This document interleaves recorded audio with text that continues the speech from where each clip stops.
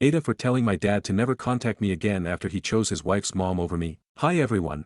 17F. I'm only really posting this since my dad's family and even my mom are telling me that I'm in the wrong. My parents got divorced when I was 12 and they had 50-50 custody, so I would stay with my dad for a week then my mom. When I was 14 my dad got married to my stepmom, I refer to her as his wife, and I would only see them on the weekends until they moved and I only saw them whenever they visited. My mom got full custody. Anyways, last month they moved back to our city and got a 2-bedroom house. My dad had promised me the room before he moved back and told me he could do 50-50 again if me and my mom were okay with it, and we were. I was so excited and even picked out furniture and bought stuff to decorate it. Anyways, they move into the house and invite me. They give me a tour and show me my room. I asked when I could start putting things in it, and that's when they told me that they were actually going to give the room to his wife's mom, and since I was going away to college soon, it wasn't like I was going to use the room much. They also told me that instead of staying the full week that I can go on the weekends and sleep on their couch if I wanted to. I said no to that and texted my mom to pick me up. It's been a month and I ghosted my dad fully. He even came to try to talk to me, but I was at school. He's been contacting my mom too, which he hates doing. So I just decided that I didn't want to be in his life anymore or have him in mine, even though I barely did. I talked to my mom, and for someone who hates my dad, she told me that I should just talk to him and spend time with him since I barely got to for 2 years. I just decided to cut him off. It sounds impulsive, I know, but I sent him a long message detailing how emotionally neglected and unwanted he made me feel and to never contact me again. I blocked him and blocked his side of the family. In the morning my mom woke me up at 5 a.m. and asked what I did. Almost my dad's entire family have been blowing up her phone asking what she said did that made me want to cut off my dad. During school I even got a few messages from my cousins on Insta that I forgot to block insulting me. My mom showed me some of the messages and some are insulting both of us. My dad even sent a message apologizing to me and said I broke his heart. His wife is sending disgusting messages towards my mom. I feel awful because I didn't expect them to attack not only me but my mom, harshly at that. I feel like I messed up and want to know if what I did was the right thing. Small update, my mom talked to my dad and set up a time to talk tomorrow after school. My mom's making me talk to him and reconcile, but I really don't want to. I'm trying to convince her not to force me to go, but she's threatening to take away my phone laptop that I need for school and other things. I'll update you guys tomorrow. Comments. Commenter 1. Unblock him temporarily to let him know that his family and wife harassing you and your mom is exactly why you want no contact with any of them. He continues to take no accountability for his own actions and blame you and your mom instead. Tell him your mom is against your decision, but his family's attack has reassured you that you made the right decision. I would even send screenshots of messages. Ask him to call off his family and nasty wife. That for now you stand by your decision and that maybe in the future you will change your mind, but if it continues it will only drive you further from him. At that point you can either leave him unblocked to get a response or reblock. Commenter 2. This is not okay, your NTA. Your dad took away your room to give to his wife's mother and then said you can sleep on the couch. WTF, how often does her mom visit? He barely saw you or made any effort, why keep emotionally damaging yourself?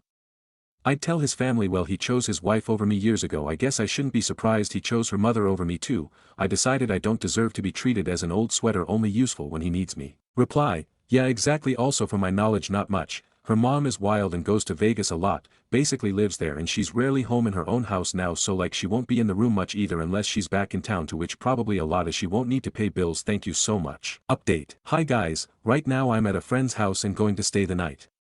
If you guys saw the small update I did on my last post, my mom was making me see my dad in person today to try and reconcile. She was threatening to take away things I need and use like my phone, so I had to go. After school she picked me up and we drove to his house. I made sure to try and mentally prepare what I wanted to say do. I really didn't want to talk to him, but since I was forced I decided to take some advice from my last post and basically just talk about times I felt neglected and why I wanted to cut him off, including the harassment from his family. When I got there, I thought it was just going to be him, me, and mom, but I was wrong. My mom came inside with me, but my dad told me to sit in the dining room and wait.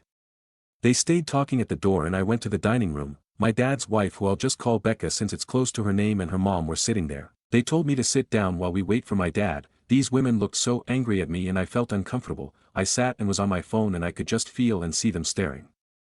I wanted to get up and leave, but my dad eventually came and sat down. He told me we needed to talk, but I asked him where my mom was and he said that she left. I asked why and he ignored me. Then he started talking about how sorry he was for what I felt, but that Becca's mom wanted the room and she already broke her lease from her apartment, and was thinking of quitting her job. Guys, this lady is 53 and acts like she's my age. She's gotten fired from all her jobs or quit because they were hard. For everyone thinking of a small frail old lady, you're wrong. Picture someone who loves Vegas, drinking and party. There you go. I was mad. They all took turns talking and basically said words that mean, we're sorry if you're upset but you're dramatic and you being dramatic affects us, so we'll give you a bunch of excuses and make you seem like the bad guy. I just wanted to leave, so I said something like, this isn't just because of the room, it's the promises that were broken and how you treat me, and I gave examples of things he's done that hurt me, including the harassment, and when I mentioned it, Becca snorted and rolled her eyes at me and told me that I'm being dramatic with the word harassment, and it was towards my mom and not me. Me and Becca got into an argument, but it was more like me going, okay sure, but you still did this, and her excusing it and raising her voice. I decided to end that and just tell them that I'm not going to reconcile with them. If I have to talk to them in the future I will only if necessary, but for now, I don't want to build a relationship since we haven't had one in years. When I asked when my mom was coming back, they told me she wasn't until Monday. This is when I got really upset and went outside. I didn't want to be inside or around them anymore, and I texted my mom for an hour straight. I even walked to a small plaza nearby just so I could be away from them. My mom didn't answer and it was getting late. I didn't want to involve my friends or anything, but it seemed like the only choice, so I asked one of my friends if she could come pick me up and if I can stay with her. She said yes, and now I'm at her house. She's doing homework right now, so I'm just in her living room watching TV waiting for her to be done. Her mom told me I can stay the whole weekend if I'm okay with going to church on Sunday and can borrow my friend's clothes. I texted my mom and let her know I'm staying with a friend, and I still haven't heard back from her. I think she turned her phone off. Honestly, I want to cry out of anger. I'm so confused as to what happened. I'm mad, very mad, but also very numb. I don't know what this means. I left my mom voicemails crying asking why she left and wasn't picking up and venting to her, so I guess maybe I feel numb because of that.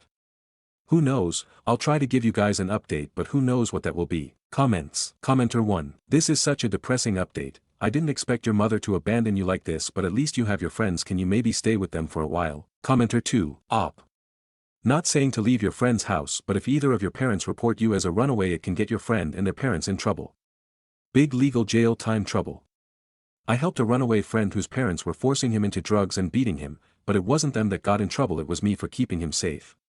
If you are in the US, please call the non-emergency police number for your city and say you are reporting your whereabouts after a fight and bad communication with your parents. Tell them you did not feel safe in your dad's household and tried to contact your mom but couldn't, so you went to a place you feel safe. That way, if your dad calls you in as a runaway, your friend and their parents will be a little protected. Commenter 3. Your mom just left you to be attacked by your dad's wife and her mooch mother. I just cannot fathom doing that to my daughter. I, also, cannot fathom being your parent and watching my significant other tell my child they're being dramatic because they're tired of broken promises. I can imagine you didn't feel safe and needed to get away.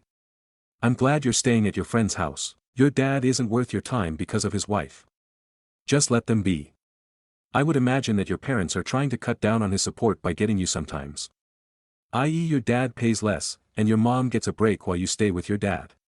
If your dad wants to see you, tell him teenage girls need privacy. He can either kick mooching Mill to the curb or get a bigger house apartment condo. Commenter 4. She got sat in front of a firing squad. The mom needs a damn good reason or a response, otherwise their relationship is gonna be forever strained. Commenter 5. Your mom leaving you there was wrong. She should have protected you, not forced you to stay in a bad situation. You didn't deserve that. Stories number 2. Aita for telling my mom, I'm used to it, after my parents ruined the surprise of my engagement and the wedding dress. I, 27F, am getting married in September 2025. I'm in a long-distance relationship. My partner lives in England and I'm in the US. We're lucky enough that I work remote and visit about 3 times a year for 6 weeks at a time, and he visits me in the US about 4 times a year for once a week. When he was planning to propose, he had asked my parents' blessing in March 2024.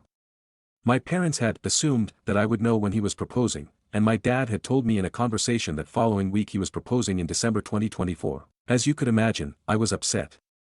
My mother invalidated my feelings and said I was making it a big deal and being stupid for not assuming it was going to be during Christmas because that's when both of our families were together. My argument is that while I could have had a hunch, I didn't want to be told when it was, and basically could have gone practically a whole year wondering excitedly when it would be.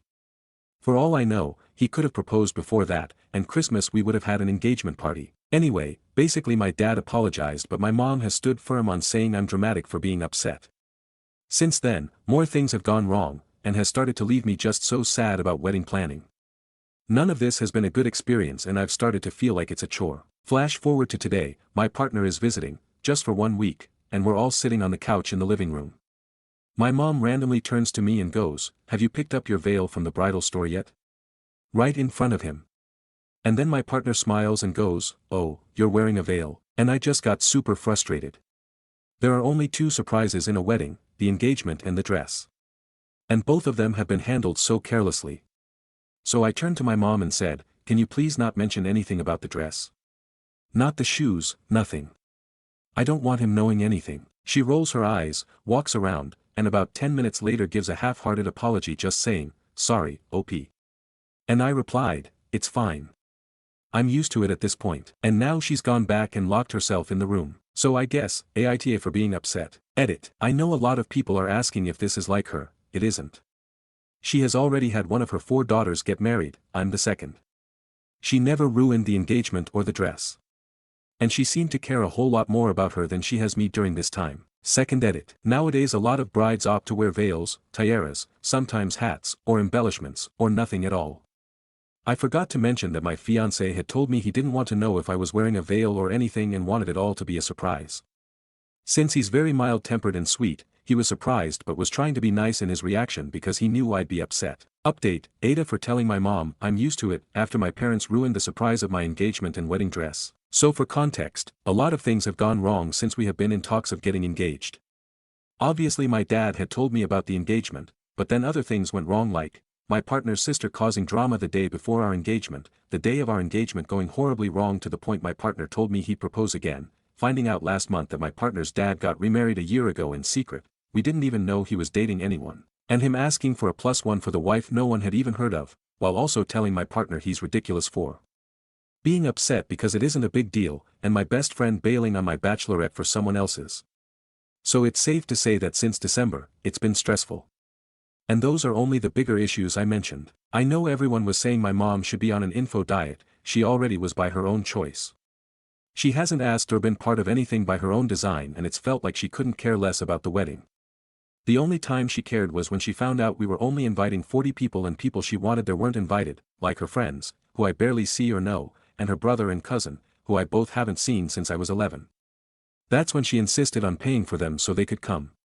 And that's the only time she's asked about anything having to do with the wedding, or to be honest, anything involving me. She hasn't checked in to see if me and my partner are okay, given all of the other stuff that has happened, either. So I ended up speaking with my mom a little while after what happened, and I told her that while I know I shouldn't have said, "I'm used to it," that ultimately I'm upset because it seems nothing has gone right. She seemed apologetic at first and said she didn't know why she said that and knew that she shouldn't have. I nodded and said just please don't say anything else regarding what you know about the dress. She was there when I got the dress and veil with my sisters. I then told her that I'm just tired of things going wrong, and that my partner and I have felt super unsupported and alone. She responded back starting her sentence with, "OP, only a handful of things have happened. I feel like you're looking for things to be upset about at this point." And to be honest, when she said that, I kind of lost it. I basically said that I didn't go looking for any of this, and all of these things that have happened to my fiancé and I were out of our control. Like, you're the one who brought up the veil, not me. I didn't go looking for any of these issues. I told her that if there was one problem, then fine, I'd have handled it and moved on, but that the repeated offenses coming from every angle have hurt me and my partner. I've been trying to get over what's occurred but something else happens to make the wedding planning even harder us. I told her that my fiancé and I both have felt super alone during a time that's supposed to be joyful, and that her carelessness and thoughtlessness has been super hurtful, especially when she's continually invalidated my feelings. She shrugged and said that she's done nothing and she's not going to talk to me or ask about me about the other problems going on because I've been upset and she doesn't want to deal with it. LOL. After a lot of your comments, I realized that I definitely was attempting to include someone who has shown not only should they not be, but they don't want to be. My partner leaves back to the UK today, but at this point I'm considering eloping with him, if I can, when I'm visiting him in England in May. We've already paid half of what we owe to our venue and photographer, so cancelling isn't really an option, but maybe we'll have just the reception instead of the ceremony. Thank you to the commenters who pointed out that if we ever have children, to keep the important moments to ourselves of gender or birth date or names. I think you're right, and my mom has pretty much ensured she will be on a permanent info diet for as long as she's in my life, because if not, she'll more than likely spoil it and then invalidate my feelings. I think ultimately it wasn't about the veil for me. I know my partner will still be surprised, I'm just sad because he told me he didn't want an idea of anything and wanted to be completely clueless about what I would be wearing. But ultimately this was about the continued thoughtlessness and invalidation that's pretty much been the theme for the last 4 months. If my mom had said she was sorry and left it, it would have been fine. But acting like I went looking to be upset when she randomly ruins yet another detail is just wild to me. Edit, I also forgot to say, yes, I am moving to England. We are hoping to make that jump at the beginning of 2026. Second edit, I know a lot of people are saying completely cancel the venue, but we already have friends and family from my fiance's side who have bought their flight tickets to come, at least 10 have already confirmed. I don't think I have the heart in me to cost people that kind of money when they've already invested into this. Third edit LOL, I'm not sure if my mom cares that I'm moving. I am in England for 6 to 8 weeks at a time every few months, so she's already used to me leaving for a significant amount of time. She doesn't seem sad I'm leaving, and if anything has said she understands why I'm moving. If she is sad, or that's the real reason behind all of this, I'd actually be super surprised. I won't rule it out, but my mom isn't the type to care about that sort of thing. Stories number 3. My husband kicked his sisters out after they attacked our marriage and accused me of lying about wanting kids. Me, 29F, and my husband, 33M, are Christians, but we're on our own faith journey. We're genuinely happy, married life has been amazing, peaceful, and supportive. A few days ago, we invited his 2, very religious and devoted to Christ, sisters over for a casual evening. Out of absolutely nowhere, they started attacking us. Every normal topic we talked about, they twisted into something religious or judgmental. For example, we were talking about moving to a new apartment, just normal stuff like finding a better place, and they turned it into, all those secular things won't make you happy. What are your real goals in life with Jesus? We were chatting about some married friends of ours, and the younger sister, 29F, immediately asked, do they even want children? We said, yeah, someday. Then she turned it on us. Out of nowhere, she told my husband, oh brother, I know it's your desire to have children, but I don't know about your wife, and then looked straight at me and asked, do you even want children? This is a very sensitive topic for me because I don't even know if I want children. My husband and I talk about it often, he knows I don't want them right now, and even if we didn't we would still be happy in our marriage because we have a strong bond and a friendship inside of our marriage. So I laughed it off awkwardly and covered my face in a light-hearted way, saying, yeah, one day, if God allows us to have children, then yes. Without missing a beat, the older sister, 35F, who has never been in a relationship in her life, snapped, you're not honest. You're lying. It's obvious you don't want children. Why are you lying? I don't like this behavior. WTH, I was completely blindsided. It felt like they were trying to publicly shame and attack us in our own home, twisting our words, questioning my honesty, and pushing their version of what a good Christian life should look like onto us. They even said to my husband, you don't carry the Holy Spirit inside of you. That was the one sentence that absolutely broke my husband because he trusts in God 1000%. It hurt even more because they have no experience with marriage. The one just came out of a 10-year relationship and the other has never even been in one. Yet they felt entitled to judge our marriage and our life choices like they knew better. It escalated so badly that my husband, who is usually the most patient, calm person, told them to leave. We apologized later over the phone just to keep the peace, but honestly, I'm still heartbroken and furious. We are so happy in our marriage. We are strong. And yet instead of supporting us, they tried to tear us down with their unsolicited opinions, accusations, and projections. It just hurts that family, who should love and encourage you, can sometimes be the first ones to attack you for being different from their expectations. Stories number 4. Aita for kicking out my husband after he went to go see and comfort his ex-girlfriend. I, 32F, and my husband, 38M, have been married for 3 years. Our relationship has had its ups and downs, but we're a relatively happy couple. Though, in the beginning of our relationship, he was also dating Angela, 24F, 5 years ago. I was unaware of this other relationship, but when I found out, I confronted him and he told me that since we weren't officially dating that he didn't know we were exclusive. I told him that if he didn't cut off this relationship with Angela, that I was going to break it off. We left it at that and we didn't talk for a while when he came to my apartment unexpectedly weeks later saying it was over with Angela and that he wanted to try again and asked me to be his girlfriend. Ever since then we have been a pretty normal couple. We have our moments but our relationship is going good and I believe he is my soulmate. Recently there's been an issue in our relationship though, Angela. 3 weeks ago, we were out running errands and went to a small boba shop that just opened up next to our local grocery store. As we were off to the side looking at the menu, from the corner of my eye I see a woman that looks similar to Angela walk in. I do a double take and sure enough it's her. I feel an intense amount of dread and hope that hubby doesn't see her. As I'm internally panicking, I hear a woman's voice call for my husband. And as you might have guessed, it was Angela. My husband turns around and they have a small but awkward conversation, the whole time I just disassociate and stare off to the distance until she asks my husband, "Is that your wife?" To which he just nods and holds my hand. I pretty much just awkwardly smile and prayed this encounter would end the whole time. Eventually she gets in line and we wait behind her. I felt so embarrassed, I immediately got out drinks and leave. That was that, until 2 weeks ago when I saw my husband's phone light up to a Facebook Messenger notification. I asked him who it was from as he never uses Messenger. He said it was from an old friend. I asked who and he said I wouldn't know. I became suspicious but wasn't necessarily worried because I just assumed it was a friend. Until a few days later when he got another Facebook Messenger notification while I was ordering food off his phone. It was from Angela. I was shocked and confused. I went to their messages and everything seemed friendly and casual, though because of their history, I felt very uncomfortable with them talking. I went up to him and confronted him about the texts and asked why she was texting him. He told me that after running into her she friended him on Facebook and they began talking. He assured me it was all casual but I still told him I didn't want him talking to her.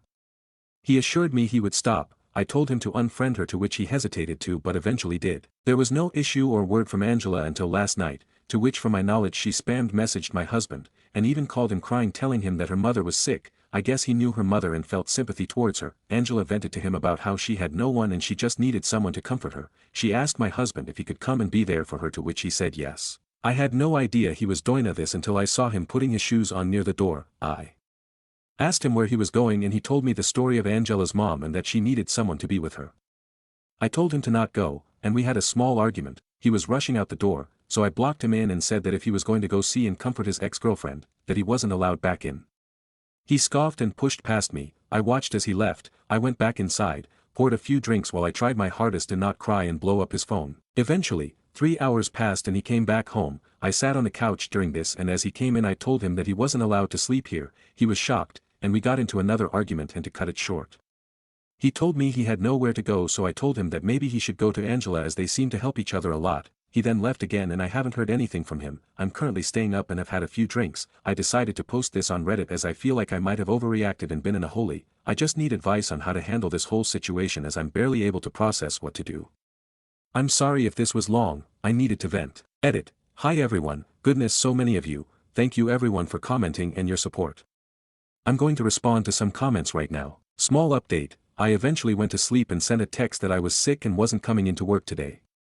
It's currently 2 p.m. where I live and I've just been napping and kind of out of it. I haven't heard from him at all and he hasn't came back home. I'm kind of worried as I don't know where he's at. His location has been off since yesterday. I might send him a text later to make sure he's okay. I don't know if this is a good idea as I'm not in the best mindset right now and have been in zombie mode. As of now, I'm trying to process what even happened as it went by so fast. I'll keep you all updated if anything happens. Thank you all again. Relevant comments. Commenter 1, NTA.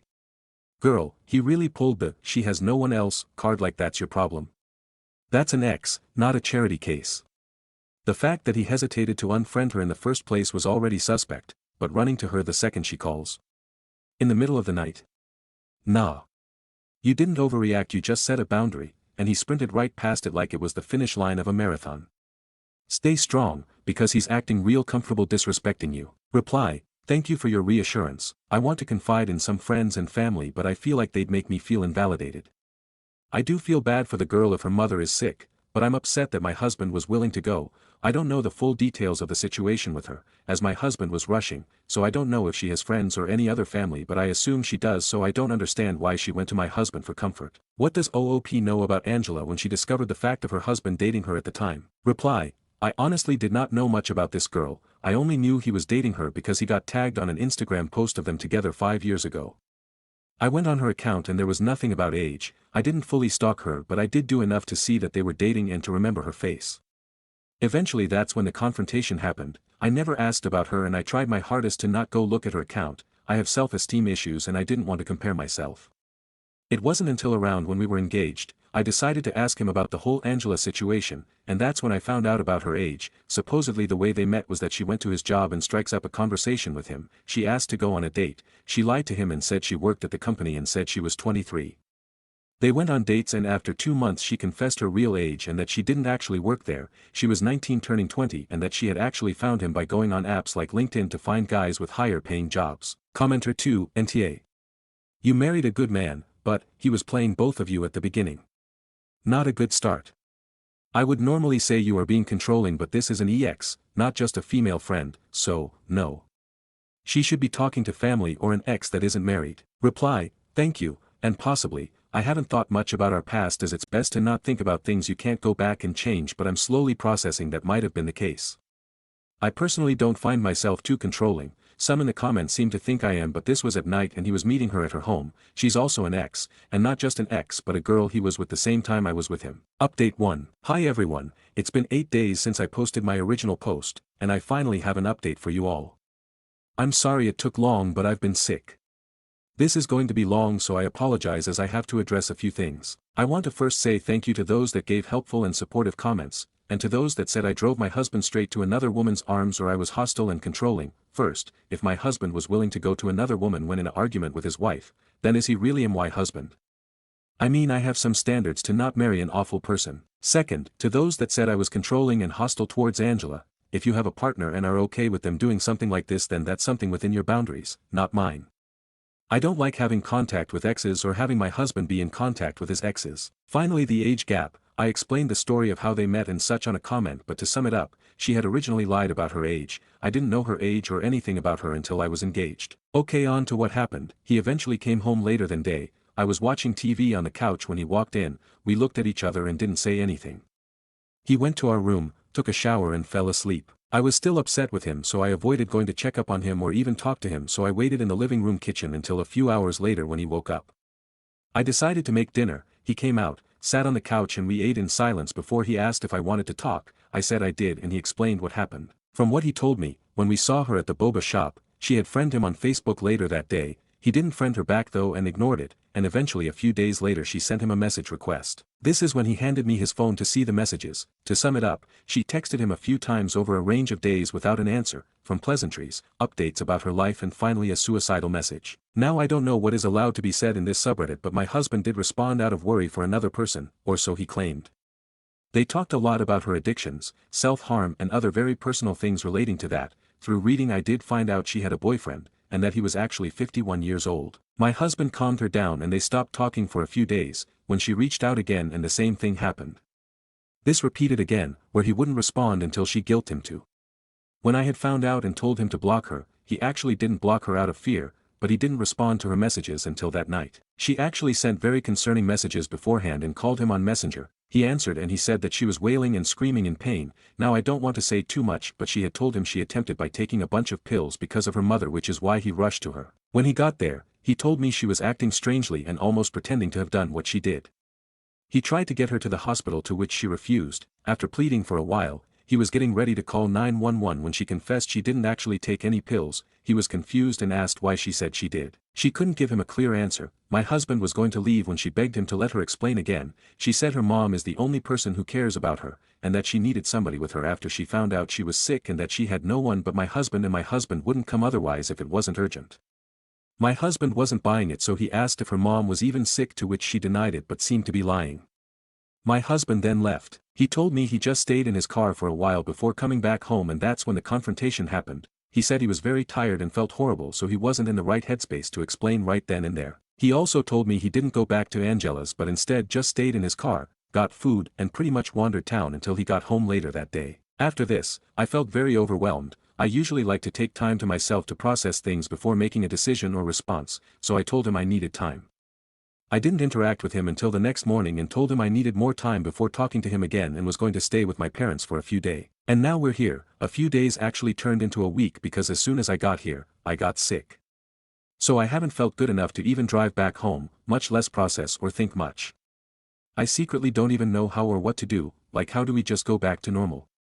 I still feel betrayed, and even though he didn't cheat, I don't trust him, and I don't even know if he's telling the truth. I mean, divorce is extreme for something so minor, but I don't know. I have to go back home tomorrow as I feel a bit better and I can't hide out here forever and I have responsibilities, even though it's been a nice escape and being with my family has been great. I haven't talked much to my husband except through text, so tomorrow will be our first face-to-face conversation in a week. So that's the update. What actually reminded me to do this update was I got a random message request on Instagram a few hours ago from a burner account. It's a picture and I'm kind of scared to open it. I know it's probably a scam thing, but something in my gut is telling me it's connected to Angela and I don't know if I should open it. Update: So I opened the picture. It was a screenshot from what I assume is Angela's private story of her in lingerie with a caption that says, "She'll just have to taste me," when she's kissing him. TLDR, husband came back home, Angela faked suicide and her mom might not even be sick. I went to my parents' house, have been staying here for a week and haven't talked to husband, going back home tomorrow. Relevant comments. Commenter 1, well, the good news is that you're not the only one who's been feeling sick lately. The bad news is that it's not just physical, it's also emotional after reading this update. Hang in there, OP. Reply, yes sadly, curse you germs. But I feel like emotionally, I've been struggling a lot as I don't really know what to do or how to process this. I want to go to my husband and ask for his help like always, but I know I can't. Especially if I can't even trust his word and I don't know if I'll even have my husband soon. I'm very lost.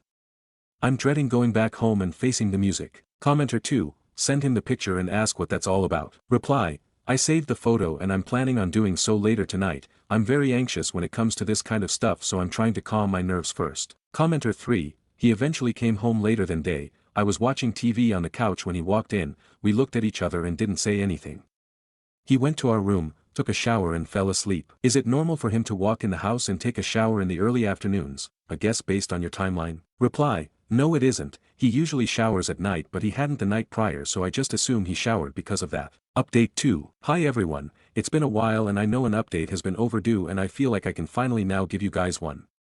It's been a few weeks and a lot of stressful things have happened, so I apologize for not updating sooner. I finally have a minute to update and I'm going to try to summarize events as a lot has happened, so I'm sorry if details seem to be missing. When I went back home, my husband wasn't there, he was at work. I contemplated a ton and was very nervous to confront him as I dislike confrontation and what comes out of it. I was also sick and feeling weak, so I just decided to go to sleep and confront him the next morning. The next morning came and we did talk. At first it was awkward small talk over breakfast. He was being extra sweet though since he bought me coffee before I woke up. It was nice. I didn't want to make a huge deal out of it, so I just mentioned the picture. He was somehow offended and asked to see it. I showed him and he said something like, oh it's just song lyrics and means nothing. We went back and forth on this, don't fully remember what was said but ultimately I just let it go. I went back to work the next day, and for the next few days me and him would argue about Angela almost every day. The only times we didn't argue is when we would ignore each other, which was done 90% of the time. I know this was childish of us to do, but I was mad at him and just didn't feel ready to try and repair things. Getting a divorce or separating also felt extreme at the time as I had no evidence of him cheating, and it was just a theory. Work was honestly like an escape as I had my friends' co-workers there and was able to just be away. For reference, I worked at a small independently owned office as a receptionist. I've worked there for 5 years and it was my favorite job. Our boss was great, pay was good, I had friends there and benefits were amazing, and despite occasionally being yelled at over the phone, it was honestly the best job I've ever worked at. Then randomly at work we started to get prank calls. Now it's not totally unusual, but these ones would happen every day. It would usually be someone just screaming and then hanging up. We were instructed to wait for the other person to speak first during this. After a few days these prank calls did stop, but we kept getting calls from different people asking to talk to our boss, which was odd because rarely would we get this request. This happened multiple times a day for a few days. My boss usually sends these calls to voicemail as he's busy, so few days later I'm about to leave when he asks if I can stay for a bit and talk to him in his office. I did, and this is where he showed me the voicemails and asked if I knew these people. They were all complaints about me. I didn't recognize any of the voices, so I said no. My boss assumed these weren't real, but to try and find out who these people might be, because of this when someone would call and ask to talk to our boss we had to ask for a phone number and name. Some would provide it, some wouldn't. Eventually this would happen every single hour, and again all complaints about me. My boss decided to just send me home for a few days to see if the calls would end, which they didn't. A few days turned into a week and then I got a call and was fired. From what my coworkers told me, the calls continued and my boss was just sick of it as he would have to call back each time and decided it was just easier to fire me. I suspect this was Angela and her friends doing this to try to get me fired, and they succeeded. During the week I was home, it was driving me crazy as sometimes I would have to be home with my husband and all I wanted to do was just argue, though no issues until I caught him stalking Angela's Instagram. He would sleep on the couch and I would sleep in the room. I caught him when I saw him on his phone from the hallway. I honestly was just tired from it all, so I did blow up at him. His excuse was he just wanted to check up on her. When I told him I was fired and that I suspected it was Angela, he basically called me crazy and said she would never do anything like that. I was so drained that I didn't even argue. In fact, I didn't even talk to him anymore, which is probably why he felt it was okay to come home late one night, drunk with faded lipstick on and glitter. We had another argument and he left. He didn't come back for days and sent flowers and my favorite food to me with a note that said, "I'm sorry, I love you. He came home later that day and he looked pretty distraught and wanted to explain. I let him. His reasoning was that he felt awful about how our relationship was and needed to de-stress from it. He went out with a few friends for drinks and some girl kissed him and was dancing up on him. He said he rejected her immediately and felt disgusted. I don't know if I believe that still.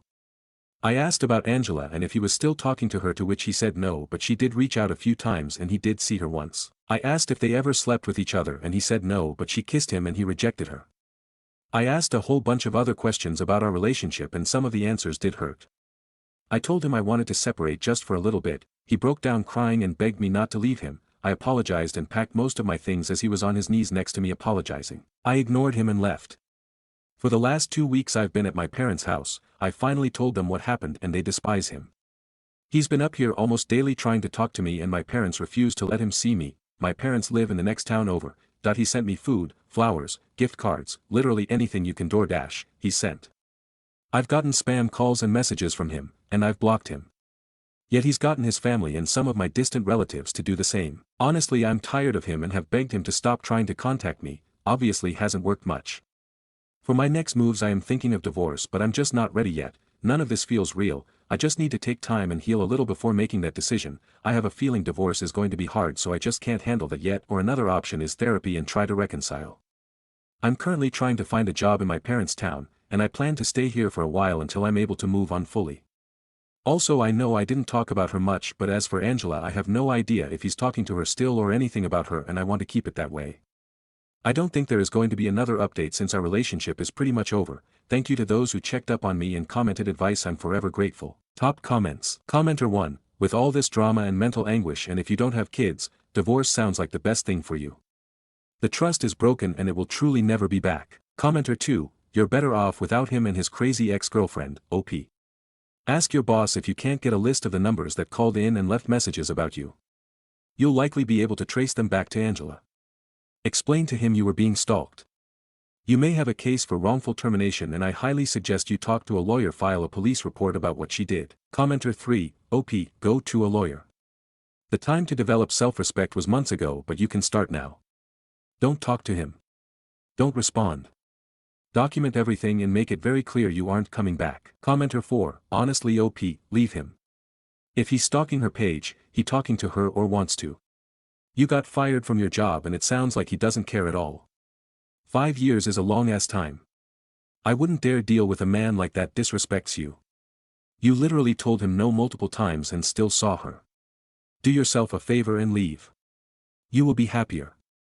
Best of luck. Stories number 5. Aita for telling my wife to shut up and let our daughter do what she wants after she came out to us. Forgive me if the format of this is off. I only come here because my younger sister says that Reddit might be able to figure this one out for me. I, 39M, have been married to my college sweetheart, 38F, for almost 15 years now.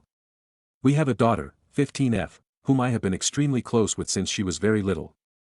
I have told her on multiple occasions that I would do anything for her. She had just come out as bisexual to my wife and I a few nights ago, and my wife went batshit crazy.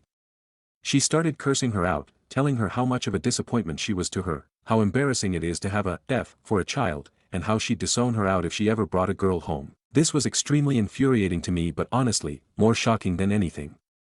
My wife has a very strong religious background, being the daughter of a pastor.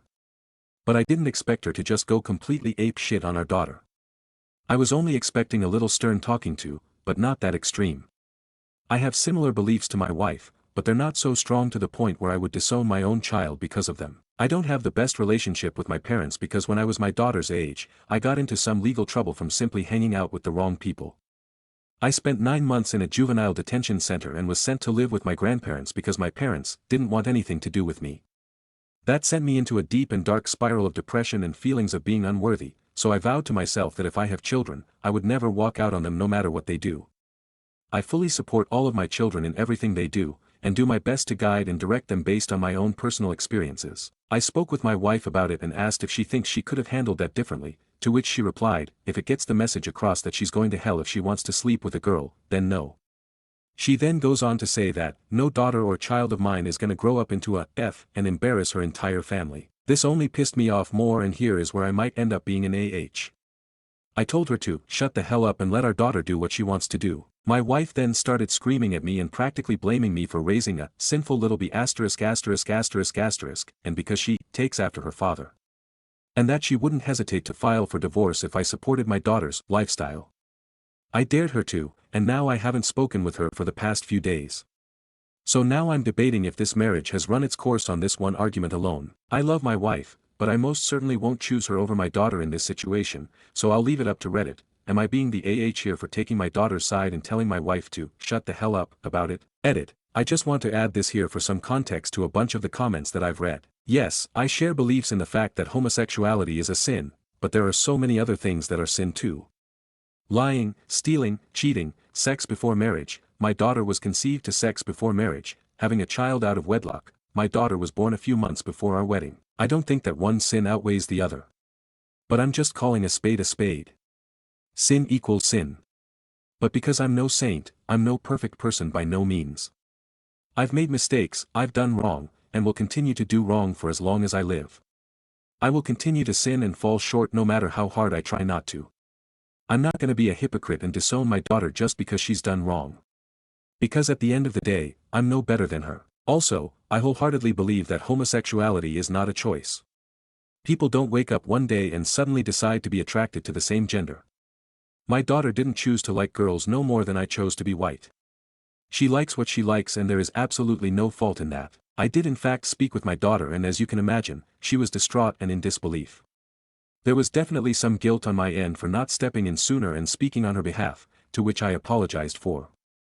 Her mother was completely out of line and ignorant. I have been reminding my daughter that I love and support her and will stand 10 toes down behind her. She has not spoken to her mom and has voiced to me that she probably won't unless her mom apologizes to her. I honestly don't see that apology coming anytime soon. And lastly, I did in fact say more than just that. But the gist was that I told her to shut the hell up. I could make an entirely separate post for what I said to her exactly. Thanks for all the comments and messages. I was just looking for some reassurance that I'm not crazy for being upset with my wife, or soon-to-be ex-wife. Divorce papers loading, smiley face. Edit 2. I wanted to make another edit to address another thing. Tons of people have brought the question that if homosexuality is a choice, how can it be a sin? Which is a very fair and valid point. Just wanted to provide some clarification. Whether you believe homosexuality is a sin or not, is your business. The point I wanted to make is that regardless of whether you view it as a sin or not, doesn't matter, truthfully. If you do think it's a sin, gay people are still sinners. If you don't think it is, gay people are still sinners. And so are straight people. I don't look at my daughter indifferently because she likes women. I don't treat her any differently than any other human being. At the end of the day, my daughter will forever and always be my daughter, and nothing will ever change that. Whether she's gay bi etc. I'm no better than my daughter, and neither is anybody else in the world. Sorry for not making that clear, but hopefully this helps a bit. Edit 3, hopefully the last edit I have to make. Sorry guys. I feel like I'm beating a dead horse but I'm just wanting y'all to have my full stance on the situation. I don't care that my daughter is bisexual. It changes absolutely nothing about our relationship. I do think that God did in fact make her this way. Very good points that if homosexuality is a choice, then how is it a sin? As humans, we are sinful by nature. We are all born sinful. We didn't ask to be born that way, we didn't have the choice. We are all made in the image of God despite being born with a sinful nature. We can try as hard as we can to limit our sin, but we will never get rid of it altogether. Because of this, I wouldn't try and change my daughter's sexual orientation even if I wanted to. Because even if she was straight, she still wouldn't be perfect. And her being bisexual doesn't make her any worse than anyone else. I wholeheartedly support her. Always have, and I always will. She is free to love whomever she pleases, and I hope that she will never let anyone change that. Love is love. And as a Christian, I will continue to love and support my daughter, through and through. Relevant comments. Commenter 1, I just have a question for you. You say you believe homosexuality is a sin, but also that you believe it is not a choice. So in your mind, does that mean God has made your daughter sin? Reply, we're all sinners, so in theory, yes. He doesn't force us to, if that makes sense, but by our human nature, we are all sinners. Commenter 1, oh I understand the belief, I was raised Baptist. All have sinned and fallen short of the glory of God and all that. I'm just having a hard time reconciling the idea of, we're made in God's image, and, she was born gay, didn't choose it on her own. Doesn't seem compatible no. Either way, you gotta protect your kid here, man. Your wife acted a total monster then doubled down on it. You've unfortunately come to a fork in a road here where you're gonna have to pick who to have that relationship with, your daughter or your wife. Because if you pick wife, at best your daughter never speaks with you again and at worst is driven to, well, you know. Reply, it is confusing, and quite unclear, and in 39 years of life, I have yet to fully understand it. Yes, we are made in the image of God, but we can't be exactly like Him. Think of it as trying to recreate an artistic masterpiece. You can try as hard as you want to make it exactly perfect, but there is some part of it, big or small, that will be different than the original. We already fall short the moment we sin. That's the part that separates us from Him. There's no changing that. The goal is to minimize it as much as we can. And in my opinion, there's no point in trying to change or reconstruct someone's sexual orientation, because whether you think it is sin or not, it changes nothing. You are who you are, you love who you love. Commenter 2, so you realize that sexuality is not a choice, you believe she was created in the image of God, yet her liking women is a sin? So you think your God made her gay as payback for your own sins or something? Good grief, your kid is going to need a lot of therapy. Do her one small courtesy and start saving for that now. Besides your daughter, your edit doesn't negate anything I said. If you think one instance of being a supportive father outweighs the last 15 years, you'll be disappointed. Reply, it's not one instance, I've been supportive her entire life. Her and I have been extremely close since she was very little. And where did I say that I think her being gay has anything to do with me? That was all from her mother. We're all born sinners. We're made in the image of God, but in my response to a comment earlier, it's like trying to recreate a masterpiece. Something will be off. Something will be different from the original. Agreeing with it or not, thinking it's a sin or not, trying to change or reconstruct someone's sexuality doesn't magically cleanse them of sin altogether. They are still imperfect, so it wouldn't make sense even if I wanted to change her. She is who she is. She loves who she loves. And I have absolutely no problem with that. Commenter 3, I would divorce my wife instantly if she reacted like that and then doubled down on it later. NTA at all. Your wife is disgusting and a sorry excuse for a mother. Protect your daughter, love is love. Commenter 4, your sister sent you here because she knew you'd find a ton of support that, apparently, is nowhere to be found in the circles you run in. Your daughter came out as bi and your wife came out as an abusive parent. It was a big week for your household, but only one of those things warrants cutting the person out of your life. I think you already know which it is. Update, I, 39M, made a post about a week ago after my wife, 38F, of almost 15 years practically disowned my daughter. She went to screaming and yelling out homophobic slurs to my daughter, 15F, after she came out as bisexual. She threatened to divorce me because I confronted her on her reaction and defended my daughter. I spoke with my daughter about the situation to get her thoughts on everything, to which she just said, it is what it is, and that she was scared that might happen, and that absolutely broke my heart. I reassured her that there is nothing she could do to make me stop loving her and that I wish her mother would have shared that same feeling. Then I broke the news to her, I'm divorcing your mother. At first she smiled because she thought I was joking, then she began to cry because she thinks she's ruined the family. I told her that I wasn't divorcing her mother because of her, but because of what her mother said to her. It's absolutely not her fault. She bawled her eyes out and I didn't know what to say. I just gave her the biggest hug I could and told her that it would be unfair and wrong to force her to continue to grow up in a household with so much hatred directed at her for no reason.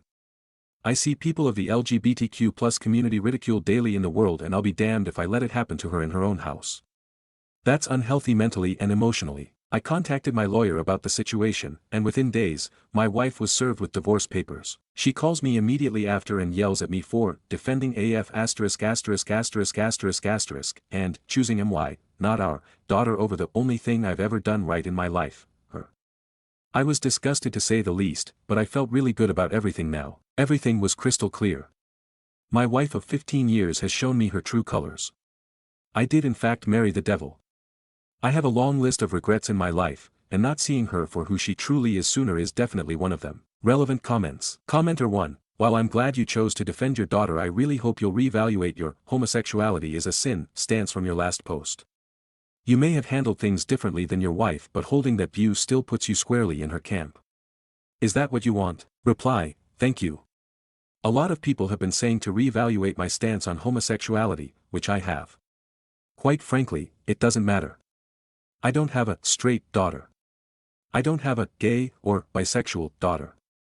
I have a daughter and as her father, it's my duty and privilege to love her unconditionally, support her, encourage her to be her full and true self, and protect her from anyone who intends to bring harm upon her. Commenter 2, you are a good parent and a great dad. I hope you are recording and saving all this vitriol your soon-to-be ex is saying about your daughter. With divorce comes custody of minor children, and at 15 your child is a minor. You need enough evidence to get the court to give you sole custody of that little girl and away from her evil mother. Commenter 3, this.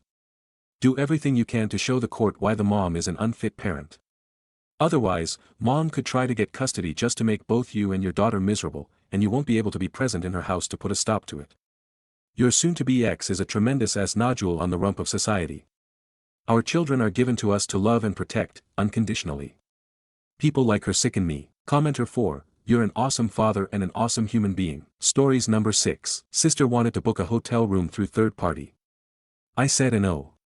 Good thing I did. My sister, her 2 kids, my parents and I were driving from New York to FL last week. Dad was driving the truck pulling the camper and sis and I were in my mom's Jeep following behind. We made it to SC and the wheel bearing on the camper broke about 11 a.m., so instead of getting to our friend's house by 4 p.m. with time to set up the camper and tents for the night, we were going to roll in at about 10 p.m. Sis and I decide that it would be easier if we get a hotel room for us and the kids. This way Dad and Mom could just go to bed and not have to set up everything in the dark. Last year we stayed at this great hotel near the Jax airport and decided to stay there again. Only problem this year is it was smack in the middle of spring break, so availability was iffy. Sis wanted to use a third-party app to book like she did last year. I told her this was a really bad idea, especially since it was almost 8 p.m. and we wouldn't get to the hotel until 10:30 to 11 o'clock. She gave me pushback and said it would be okay. I said since I was paying for the room I was going to book with the hotel and it would only be a few dollars difference. I looked up the hotel website and called their reservation line to set up the room. They were great and even put a note on file that we may not arrive until midnight. Perfect. I think everything is all set. Get to the hotel and am standing in line with my ID and 2 credit cards in hand, one for the incidentals and the other for payment, along with the res email open on my phone. That's when things started to go sideways. The couple ahead of me in line had booked third party. The FD agent was trying to find them a room but didn't have any of their room type, a double queen, which is what I had reserved. Unfortunately for that couple they didn't get a room and had to deal with the third party. I was mentally patting myself on the back for not using third party, but may have been a bit premature in my celebration. It's finally my turn at the desk, after waiting a few minutes for the FD agent to remake cards for another guest that couldn't get into their room. They were really rude and gave him a hard time. I show the res email to the agent and he states they don't have any of our room type available. He showed me his screen where it shows 10 available, but when he goes to assign a room it shows none available due to guests and upcoming reservations. I asked if the res that I had made was one of the ones that was causing a room to show as unavailable, but he said all the prior reservations were made before mine and the res line shouldn't have been able to create the res in the first place. He tried to offer a single king, but that wasn't going to work for us. While he was looking for a solution for us, I had told him how crazy our trip down had been and commiserated with him on how hard his night had been. After a couple of minutes he said, screw it, it will be someone else's problem, and said he had a room for us.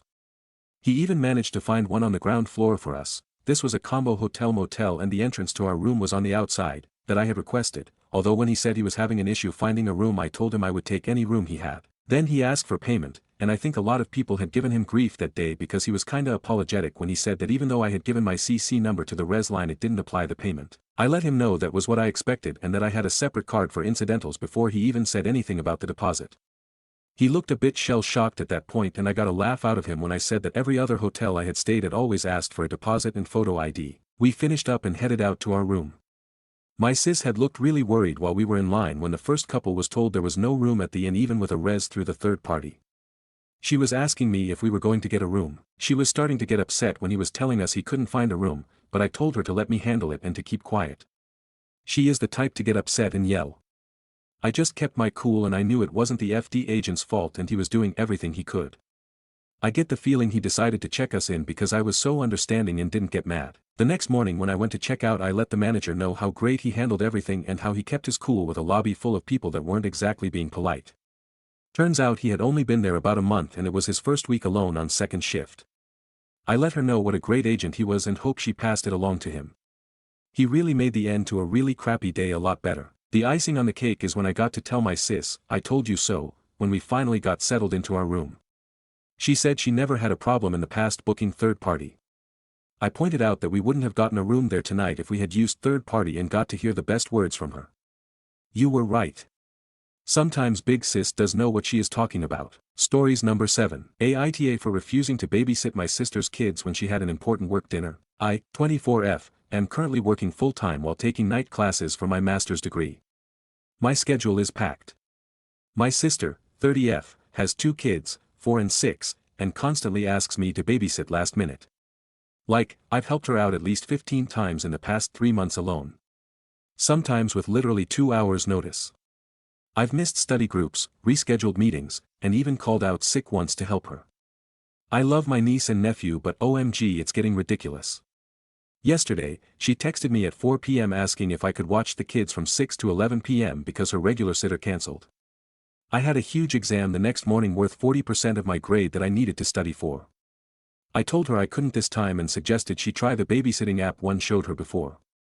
She freaked out saying it was an important work thing and I was the only person she trusted. I stood my ground for once and said no. She ended up missing her work event. Now my whole family is blowing up my phone.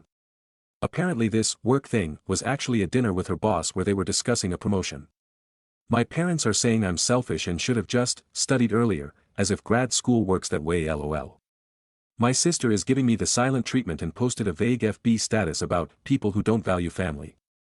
Like, I've dropped everything for her kids so many times, but the one time I prioritize my education, I'm the villain.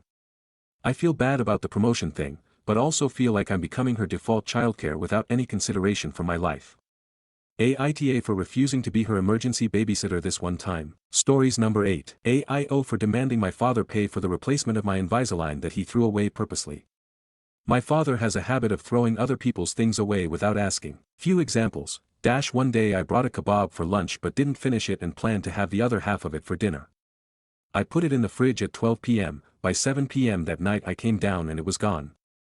I asked if someone ate it and my dad just said, I threw it away, and when I got mad he said, don't leave half-eaten things in the fridge. In my country, if you collect cans or recyclable bottles, you can trade them in for 10c each. My mother had a whole basket she had been collecting that had about 80 cans in it. She kept it in the garage and one day she came to find it was gone. She asked my dad and he said he threw it away. Obviously my mother was mad not because of the money, but because she spent time collecting them and he didn't consult her before throwing it out, nor did he care. We keep our sneakers and boots, shoes we don't wear often, in the garage. My mom brought a new pair of sneakers and put them on the shoe rack, so now she had 2 sneakers. She went to work with the new pair and then came home and her second pair were gone. She asked my dad and he said he there then away, didn't even ask if she was still going to use them and they were $100 sneakers. Now, I kept my box of Invisalign retainers in a backpack in my room and hidden in the closet. Yes, I'll admit the backpack had rubbish in it, 3 or 4 empty bottles of water and iced tea, and papers and books. Sometimes I can be messy but I always clean out my bag every week and there wasn't any food in there. I came home from uni yesterday to find everything in that bag gone, including the box of my 15 Invisalign trays. The only person who goes through people's stuff in my house is my father, and my mother has had Invisalign in the past so she would know not to touch my box. I know he threw them out because I searched my entire room for them and didn't find anything. I've never lost a box before, I always know where I keep them, so there's absolutely no way they vanished. I confronted him and he said he doesn't remember, he just threw what was in the bag away. I'm absolutely furious. Not only did he just go into my room and throw them away, but he's refusing to pay to have them replaced, and it may be up to 3,000 Australian dollars, as my health insurance doesn't cover lost or damaged Invisalign. My father said I'm disrespectful for confronting him and being so angry as well as demanding that he pay the cost of replacement. What do I do? This was my last 15 trays as well. I was due to finish by June after 2 years of treatment, now I'll have to wait and pay extra all because he threw my stuff out. Also, my father has not paid a single dollar for my Invisalign treatment. I'm 19 and paid $9,000 for it, plus $1,000 for tooth extractions I had to have as my mouth was too small for all my teeth. None of this is covered by private health insurance, so I have spent $10,000 on my teeth, all of my own money, because they have been a huge insecurity of mine and also have affected the way I eat. One more thing, the box is clearly labeled Invisalign and it has my full name on it. It wasn't some random black box that could have had anything in it. Anyone who can read would know that it was an Invisalign box and it was heavy as it had 15 aligners in it, so the excuse of, I thought it was empty, is not valid either. Stories number 9. He destroyed me after 7 years of loyalty, cheated on me 2 months postpartum, and now demands a mutual divorce for cash. I gave this man 7 years of my life. I supported him financially when he had nothing. I believed in him when no one else did. I sacrificed my dreams so he could chase his. I had a child young because he wanted it. 2 months postpartum, while I was still physically and mentally healing, he started an affair with a divorcee co-worker he had known for a month. Together, they kicked me and our newborn out of the city like we were trash. I was sent back to my parents' house, broke, traumatized, with a tiny baby in my arms. He stole all my savings. He hit me, abused me, degraded me, called me fat and crazy, while I was healing from giving birth to his child. He shared my private photos. He slandered me to our mutual friends, and not one of them had the decency to ask if I was alive. And now he has the audacity to say, sign a mutual divorce. Don't file any cases. Then maybe I'll give you some money. Maybe. As if he's doing me a favor. As if I owe him mercy after everything he put me and my child through. Meanwhile, I'm seeing all of my daughter's milestones, her first smile, her first laugh, alone. I'm picking up the pieces alone. I'm living each day carrying the betrayal, the abandonment, and the silence alone. He flipped overnight once he started making money. He traded loyalty, love, and fatherhood for a richer woman. And he thought I would just quietly disappear. I won't. I'm still here. Stories number 10. Relative stealing hundreds of USD worth of water. We just found out that our cousin, who's building a restaurant nearby, has been stealing water for concrete mixture. If he had asked, we would have let him take the water in moderation. But he decided to steal water from us. We caught him in the act and we also have them on video. The police aren't doing shit. We estimated he stole about $800 worth of water when comparing bills to last year. What resolution do we have if the police and lawyers won't do anything? Comments. Additional detail posted by OOP in comments. Oh, I'm not in Thailand right now. It's my property looked after by my sister-in-law. I just think in US dollars cause I live in the US and I only visit my Thai home for a couple months a year. This guy has a history of screwing over his family. The last thing he did was build a restaurant on another family member's property and refuse to leave or pay rent. It took 2 years to get him off the land and evict him. Comment 1. $800 for water to mix concrete for a restaurant? We just added a second floor to our house, a second floor to a detached building, and other cement work and our water bill barely budged over the usual $20 to $24 a month. All concrete was mixed on site. Something isn't right about that figure. Comment 2, unless he's building a highway, a skyscraper or a dam wall or a restaurant which covers 100,000 square meters, there is no way he's mixed enough concrete to use $800 worth of water. That is 4 years consumption for my house with 4 occupants. Update. So a water company representative came out.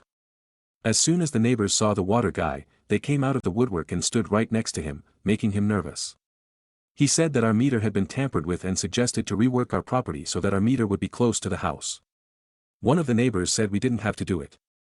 And that he would go ahead and fix the meter. The water guy was like, no, you can't touch the meter. We had an acquaintance who is in the police department come by and the neighbors were also worried and they came out to see what was going on. Then we had a contractor come out who is a friend of a friend.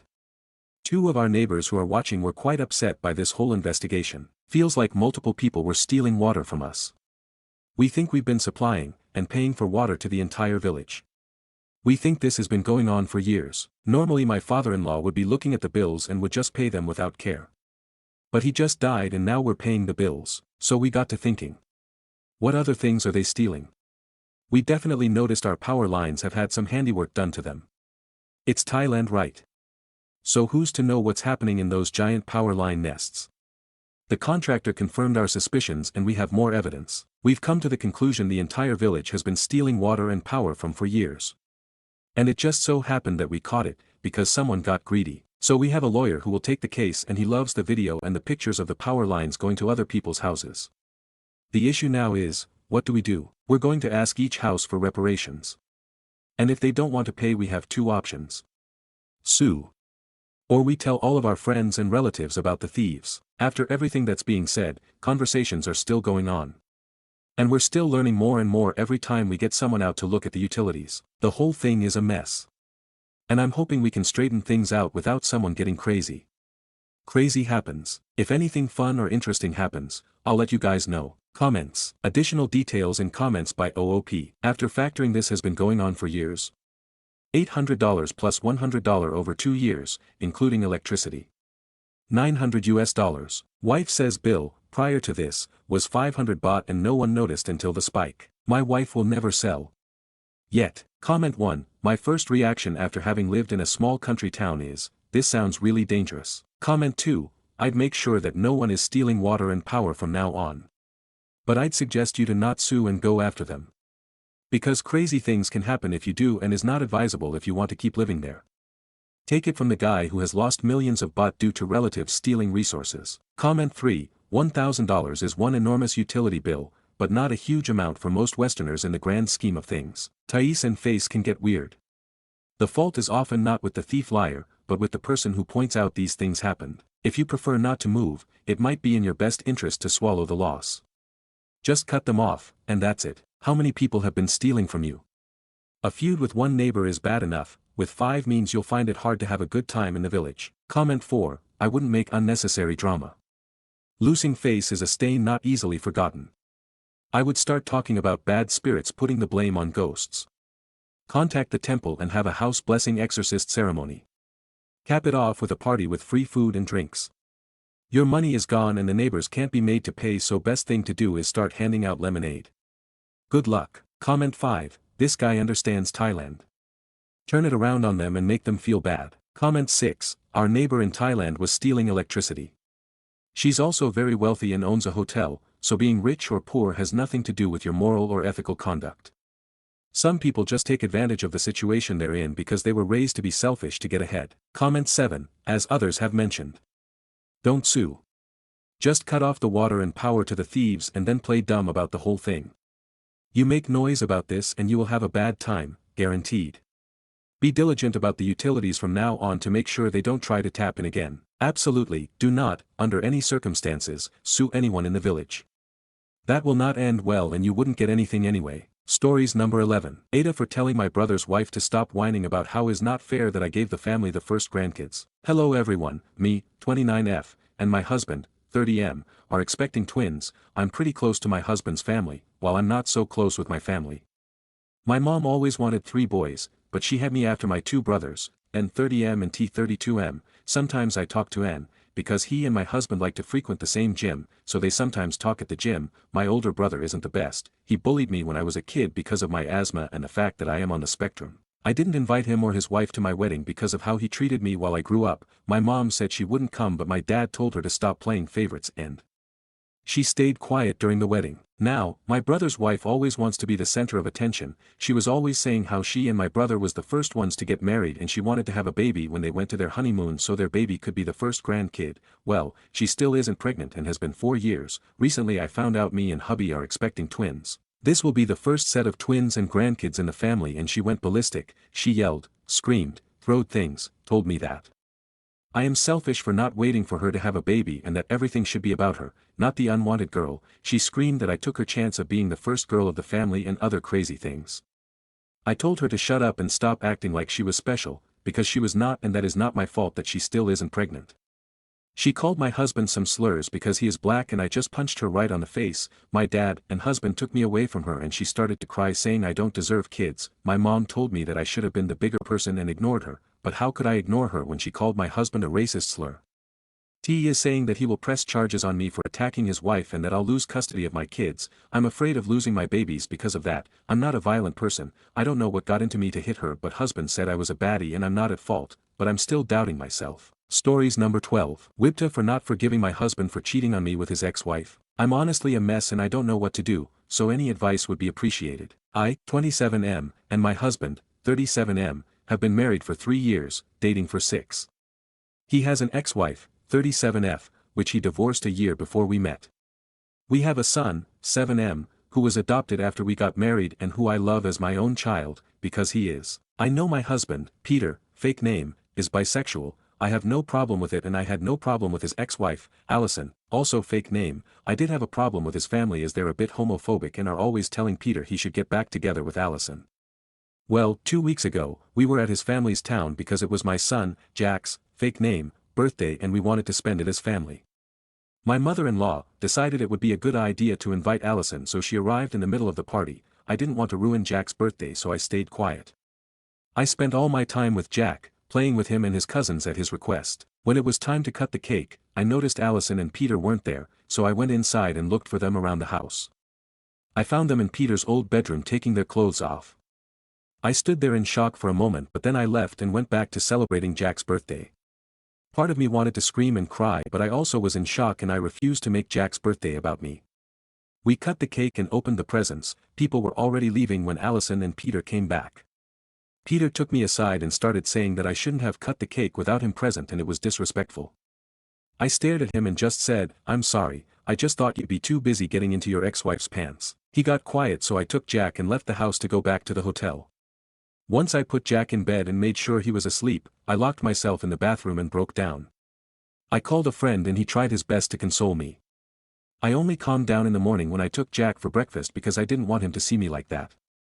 I'm now watching him play in the park and I don't want him to suffer. I don't want him to have a broken family. I don't want him to know that relationships aren't a happy ever after.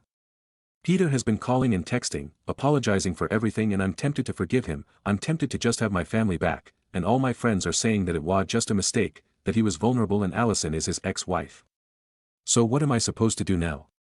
I need the advice from people who don't know my husband or me personally. Please, any advice is helpful. Relevant comments. Commenter 1. Teach your son that his future partners has to respect him and their relationship by not being a cheating bastard. Reply. I do want to teach him this stuff, but he's too young and I'm just scared that he'll get a bad view of relationships if he sees his parents divorce. OOP on collecting evidence on his husband's cheating and if the husband has done this before. Reply. From what I've been able to gather from the messages and calls, it has happened twice, including the time that I caught them.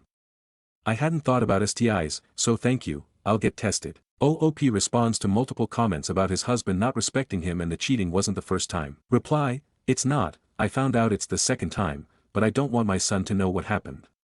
He's unaware and happy thinking his dads will be together forever. I don't want to break that illusion. Why didn't OOP interrupt his husband's cheating with the ex? Reply, I was really too shocked and hurt by what I saw that I just stood there without them noticing me. I then heard my son and unconsciously focused on him and only him. A copying mechanism maybe? I don't know, I was mostly in autopilot. Commenter, NTA, but you should leave. I know it won't be easy, but if you stay, think of it as showing Jack that it's okay for your husband or wife to treat you badly.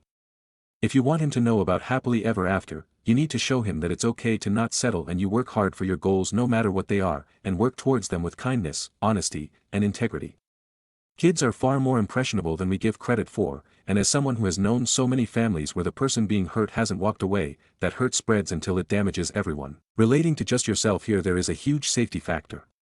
Regardless of the sex of each individual involved, staying with a cheater also puts you in danger because you don't know everyone they're sleeping with and, more importantly, what STIs they can be carrying. So think about your son, and your health, and leave. Emotionally, if you're surrounded by people telling you to forgive and forget, those people are not safe to be around as you have no clue if they've been hiding this from you for a while either. Update 1. Well, first of all, I want to thank you all for your advice and I want to explain some things before the actual update. But thank you for opening my eyes about my situation. Peter and Allison didn't notice me when I saw them. There was music very loud downstairs and they weren't facing the door. I didn't stop them because I was in shock, I just stood there for a moment and I heard my son, so I unconsciously focused on him. I was pretty much in autopilot. Peter didn't come to the hotel with me because I changed to a different one. He did try to follow me but I took a taxi and left.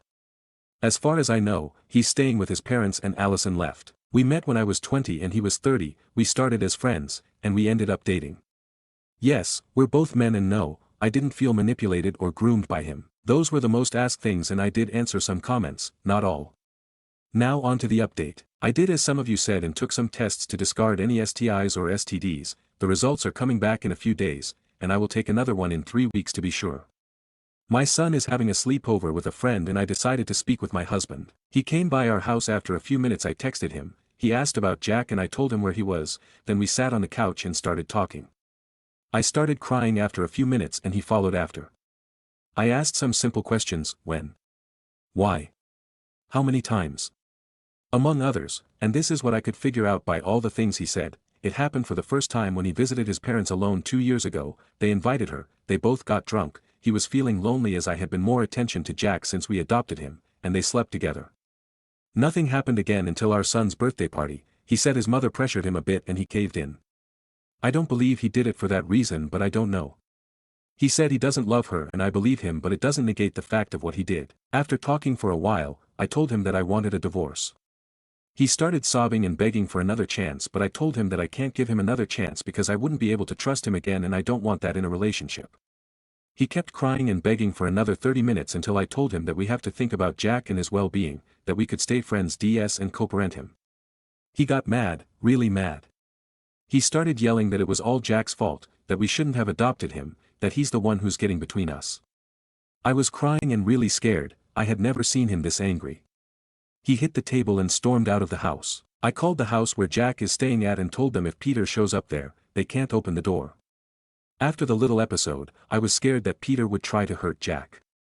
I called my friend again, Thomas, and told him everything that happened.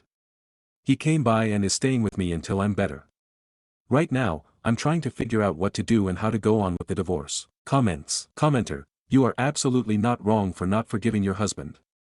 His reaction to the news of divorce, blaming your adopted son, is alarming and shows his true colors. Stay strong and prioritize your and Jack's safety. Commenter 2, sorry you are going through this. On the bright side, it seems that you will have no problem getting a full custody. It is better to have one loving parent, than two co-parents, where one is resenting you for mere existence. Commenter 3, I can't believe that he is taking no accountability for his actions and blaming your completely innocent son. Every time you start missing your soon-to-be ex, I want you to please remember what he said about your son. It will be painful, but it will strengthen your heart and mind to move on from that toxic man. You are definitely not the AH, keep striving for a healthy, happy new relationship for you and your son. Update 2, hi again. Sorry for taking so long to update, but it's been a chaotic week and I'm pretty shaken up, but I'll try to summarize it. My husband has been showing up at my work, following me, and calling me from burner phones. I was afraid he'd go after Jack like many of you said he would, but he didn't. He said a lot of stuff, but I'll try to write the important things. He said that he missed when we were just us, that I stopped paying attention to him when we adopted that Jack, that I wasn't his, anymore. He said that he missed how dependent I was on him. I was very insecure when we met, but I started working on my issues when we adopted Jack because I didn't want to be a bad example for him. When we got married, I used to get sick all the time, I was weak and tired, so he would take care of me 24/7. The doctors couldn't tell what was wrong with me and I didn't get better until a bit after we adopted Jack. I guess that dependence, it's what he missed. Yesterday, he followed me to work and started screaming that I was his and that we made vows to stay together. We had to call security and he waited for me next to my car. I panicked and took a taxi home. He keeps messaging me and showing up to our house. I took a few weeks off work to be with Jack, although he's taking this better than me. I made an appointment with a therapist for him, and when the divorce is finalized, I'll go to one myself. I've been debating what to do, so I'll update when something happens. Comments. Commenter, it's good that you're prioritizing Jack and your own mental health by seeing a therapist. You deserve to feel safe and supported. It's wild how some people can't handle change, right? Your husband seems to be stuck in the past, and it's not fair to you or Jack. Just remember, you're doing what's best for both of you, and that's what truly matters. Final update. Hi guys, this is the final update for anyone who is interested. I'm only doing this update to give it some closure and because some people messaged me to ask for it. So here it is. This has been a really difficult time, but I'm almost divorced. I have primary custody of Jack, and I've got a restriction order against Peter and Allison. I'll try to be quick, but a lot happened. So, after I made the post, Peter kept calling and stalking me. I didn't know what to do until I started packing Peter's stuff and I found a box of pictures of me before we met, like 3 or 4 years before we met, while he was still married to Allison. I never knew why they got divorced. He just said it was too painful to talk about, so I never asked, but I swallowed my anger and sent Allison a message to ask her about the pictures, and she told me that they got divorced because she saw him stalking my Facebook several times and found the same box I did. He called it an innocent crush and curiosity, but she thought he was cheating on her and they got divorced. A year later, he met me, but Allison always thought that I was the side piece. I read a few comments saying that I maybe was sick because he was making me sick. I don't know if that's possible, I don't really know. I mean, the illness were bad enough to make me stay in bed, like having a bad cold, but I don't know. I stopped digging. After I found the pictures, I confronted Peter without Jack in the house and he seemed, I don't know, proud. He kept smiling and saying that all he did was for us, that it was love at first sight, and we were destined. He was just making sure it happened. Apparently, we had met before we became friends. I remember meeting him at a party through some friends, but we met before, as teenagers. He and I lived in close by towns and my school made some trips to the towns nearby and we met on one of those trips. We were something like friends but only for a summer because he went to college and I soon forgot about him, but he found my Facebook, and the story continued. I was horrified, to say the least. He tried to console me and tell me that it was fine, that he did it out of love, and that if only we hadn't adopted Jack, everything would be fine. I was bawling my eyes out, my entire marriage was a lie. He said that he only slept with Allison because he knew that it would get my attention and that we didn't have to go through with the divorce, that I know he loves me and that's it. He promised to be a better dad for Jack if I made more time for him. He told me to quit my job because he earned enough to take care of all of us and that would give me more time with him. I was in shock and then he hugged, calming me down. I admit that for a moment, I allowed him to hold me, I allowed myself to consider his proposal, but I kept thinking about his lies. It wasn't about the cheating, it was the stalking, the lies, the obsession. It creeped me out, so I tried to pull away and tell him I'd go through with the divorce. He refused. He hugged me tighter and screamed that I needed him, that he could protect me, he could take care of me, he could save me, that I was his husband and only his. I was terrified. I slapped him and pulled away, yelling at him to get out of my house. He didn't. He just kept screaming and holding on to me until a neighbor heard the commotion and called the police. I filed a restriction order and been taking care of Jack since. During the divorce proceedings, Peter asked for 50-50 custody, which surprised me because in all this time, he hasn't cared about seeing Jack, but I later found out that it was only because he would get to see me and talk to me regularly. He's been contesting every single thing about the divorce, trying to make it last longer than it has, and it's been working. He offered to give me child support even though we have 50-50 custody. He allowed me to keep the house, and other stuff. So, that's what's been going on in my life. The only happy thing that happened was Halloween. Jack insisted on dressing up as Spider-Man and me dressing up as Tony Stark, so we did, and I took him trick-or-treating. It was the most adorable sight ever and I knew I made the right choice with him and Peter. I'm sorry for such a long post, but this will probably be the last update. Thank you so much for the advice and for hearing me rant. Relevant comments. Commenter 1. How did you meet on a school trip as teenagers when your husband is 10 years older than you? If it was the summer before he left for college, weren't you 8 years old? Reply, no, he was already in college, he just left again. He was spending the summer at his hometown. Sorry for not explaining better. OOP clarifies on the timeline on how and when he met his ex due to their age gaps. Reply, he had pictures from before I thought we met when I was 20. And he was already in college, he was just spending the summer in his hometown. We met in the summer when I was about 14. I'm sorry for the messy writing, English isn't my first language. Update 4. I know I said that my last update would be the final, but I'm so very confused right now. So, we're finishing with the divorce proceedings, but Peter's attitude has given a 180 degrees and I don't know if I'm crazy or what. The last time I posted here, Peter was basically saying that our son was the reason for our divorce and only wanted custody of him to see me.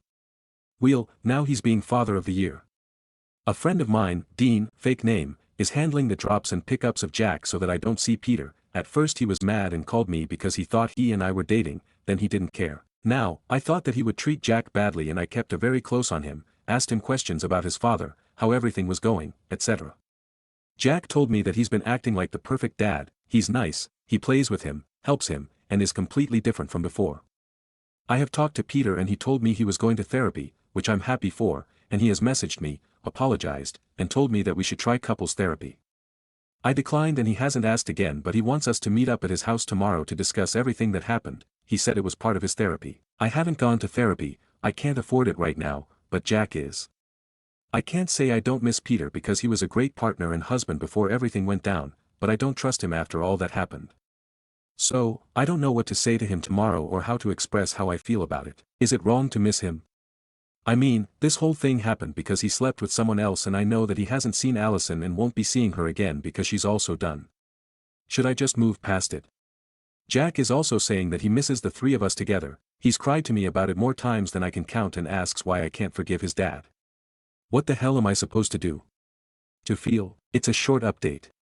I guess that I'm just trying to vent without judgment from the people I know and give an update to those who asked it. Thanks again for all the support I received in my other posts. Top comments. Commenter 1, it's love bombing. He knows your child is your priority and so that's what he's targeting. My ex cheated and was a diagnosed sociopath sex addict. To prove he'd changed, he joined Sex Addicts Anon to show he had changed. Even sent me a photo of his 1-month chip. I told him I'd never take him back regardless. So he never went back again, and told me that he'd wished he'd given me an STD, I was pregnant, so that I'd have a effed up kid, so that no one would ever want me. Love bombing isn't sending gifts, it's knowing so done so well that you can target them to get what you want. Commenter 2, I would be very careful right now, he's acting like father of the year, which is out of character for him. He knows what you value and it's Jack. So he's doing everything to win you back by being the best dad to Jack. He even has Jack asking you why you can't forgive his father. I would be wary that he's coaching Jack in small ways to try to win you back. This is either genuine or a master plan. The way he acted before about you being his makes me think it may not be genuine. I would stay the line you're currently in and just monitor the situation, because the last thing you want to do is cave only to realize it was all fake. He even told you before that he cheated because you were not paying enough attention to him, so what happens if he feels like that again? Green light for him to sleep with someone else. I wish you all the best. Up to team. Commenter 3, please don't go back. You were scared. He followed you. You feared what he would do to your child. You feared your safety. My ex did a lot of the same stuff and it's been 10 years and he didn't get better. And no. Not the cheating. The obsession. The creepy. Once I was gone for over a year, more and more kept happening.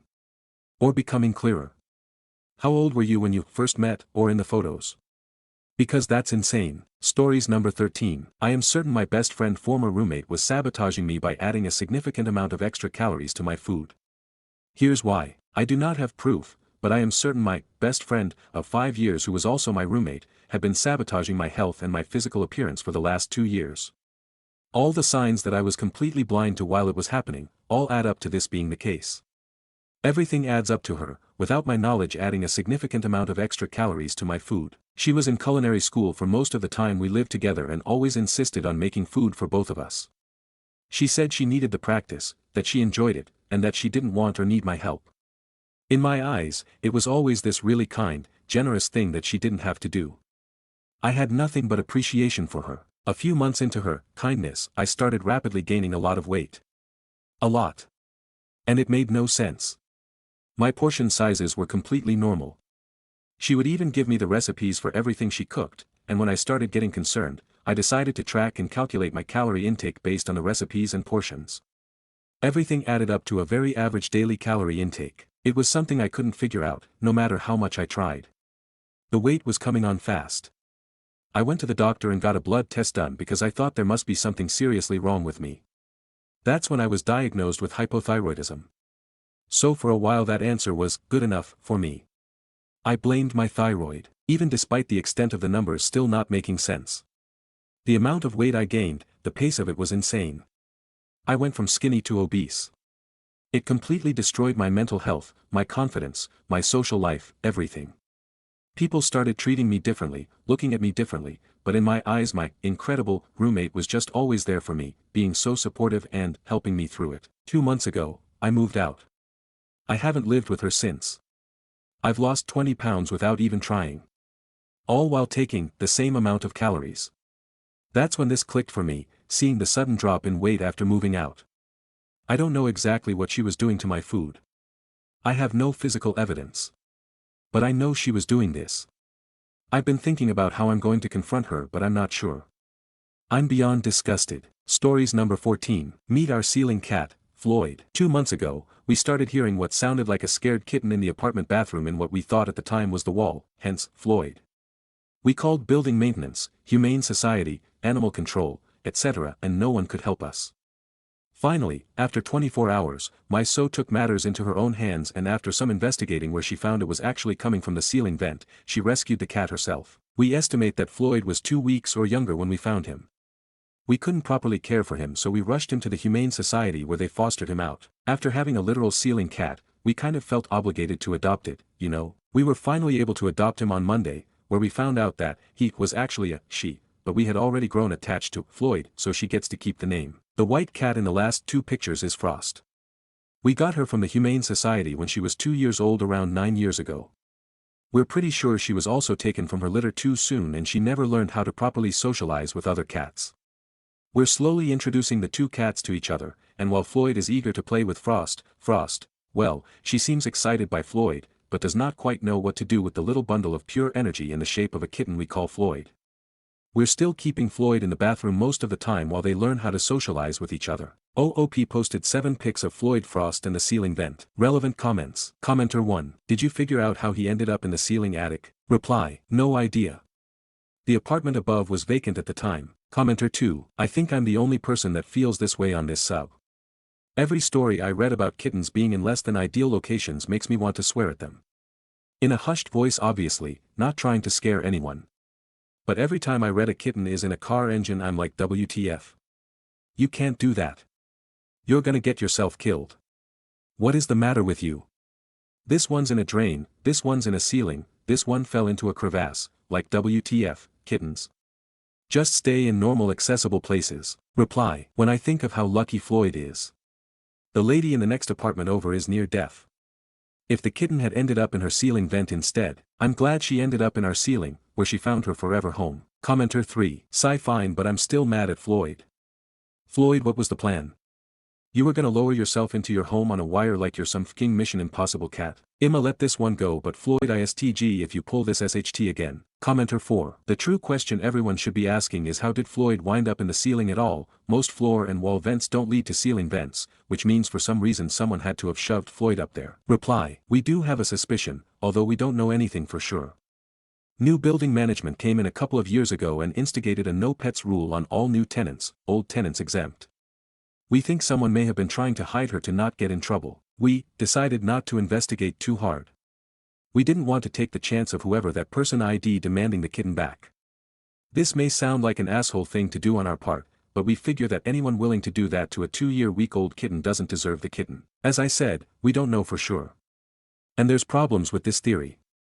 Once Floyd got stuck in our vent, she wasn't able to get out. So if a neighbor stuck her in theirs, she shouldn't have been able to get to ours. So.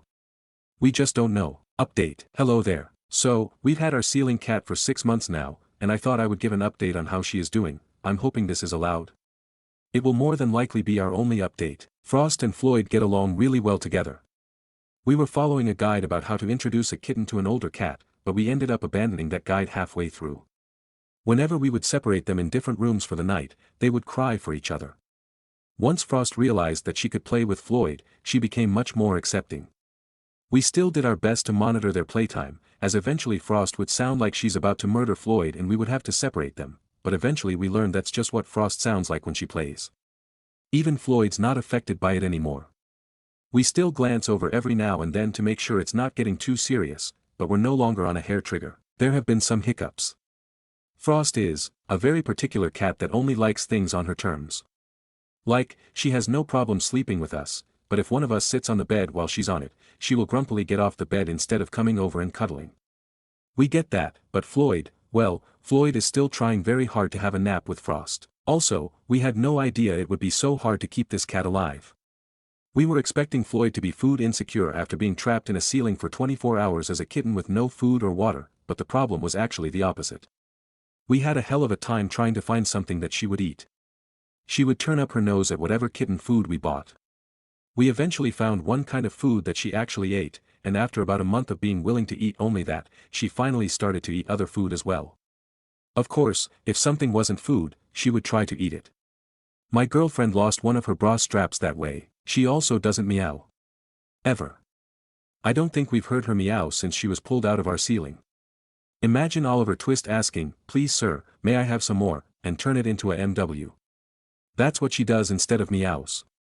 If she's on your lap and you have to get up but she's not ready, she will let loose such a sad, pathetic mew that sounds like you've just murdered her entire family. Overall, though, we're glad to have her. Even though she's quite the handful at times. We weren't expecting to get another cat, at least not anytime soon, but since when did the CDS care about that? 16 pics of cat tax. Relevant comments. Commenter 1. I wonder if the not meowing is a feral cat thing. One of our cats was rescued from a feral colony when she was 6 to 8 weeks old because she has eyelid agenesis. She needed treatment for her eyes, and the other cats had left her own, including her mother. She's grown into a friendly and affectionate cat, but she has a few quirks that I attribute to her probably being descended from multiple generations of feral cats. The first is that she can never quite turn that flight instinct off when something she didn't anticipate happens. The second is that she never meows.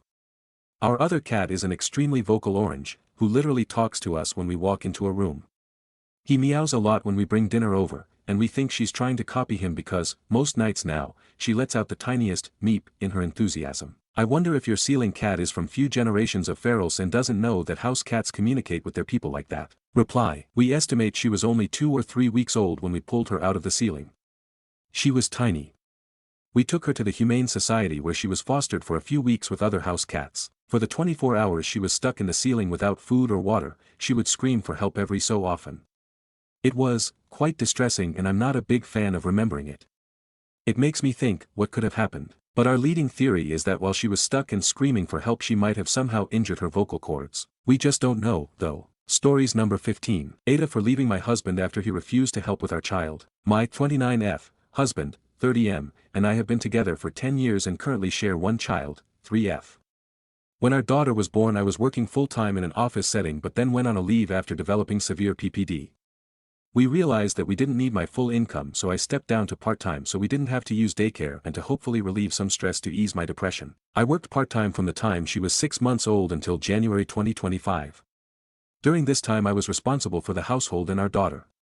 My husband's only real responsibility was cooking dinner and the occasional breakfast.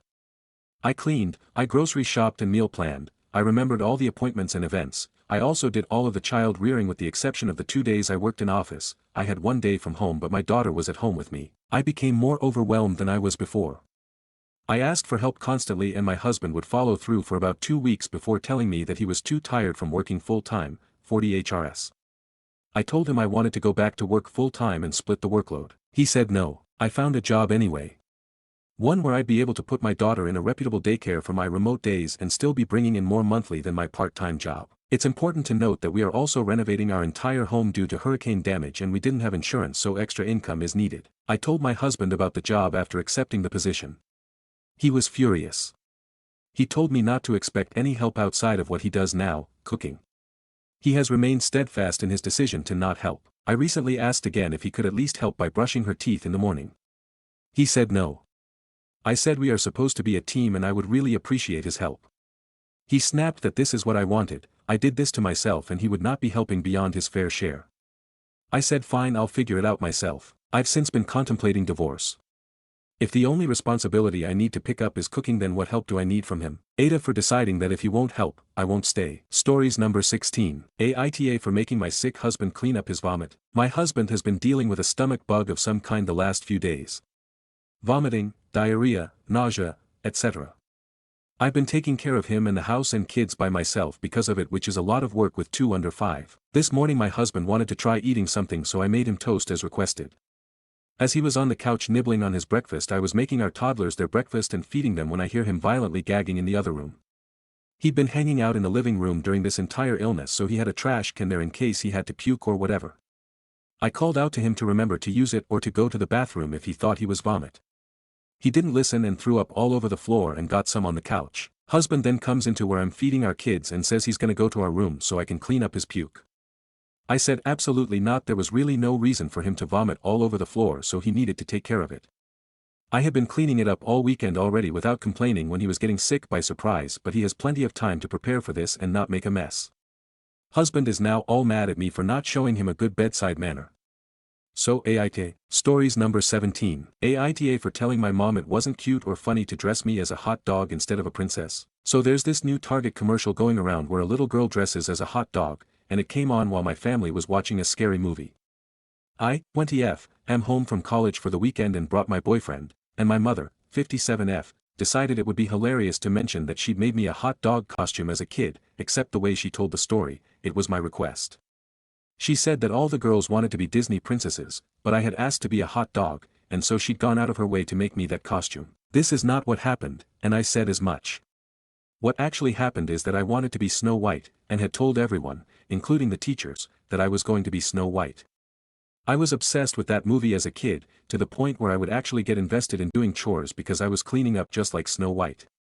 My dad and I would watch that movie all the time, and I was very excited to be Snow White for Halloween, especially because my ballet studio was doing a special princess dance for Halloween and we'd all signed up for special princess slots, and I'd shown up early with my dad the week before so I could get to be Snow White. My mother decided that she wanted to be quirky and that Snow White was a bad role model after I got in trouble for trying to cook dinner for my family. I was about 8, and I tried to make hot dogs, like how she made food for the dwarves in the movie, and I made a mess. My mom surprised me on the day of with this crappy hot dog suit, and told me if I didn't wear it she'd never let me watch Snow White again.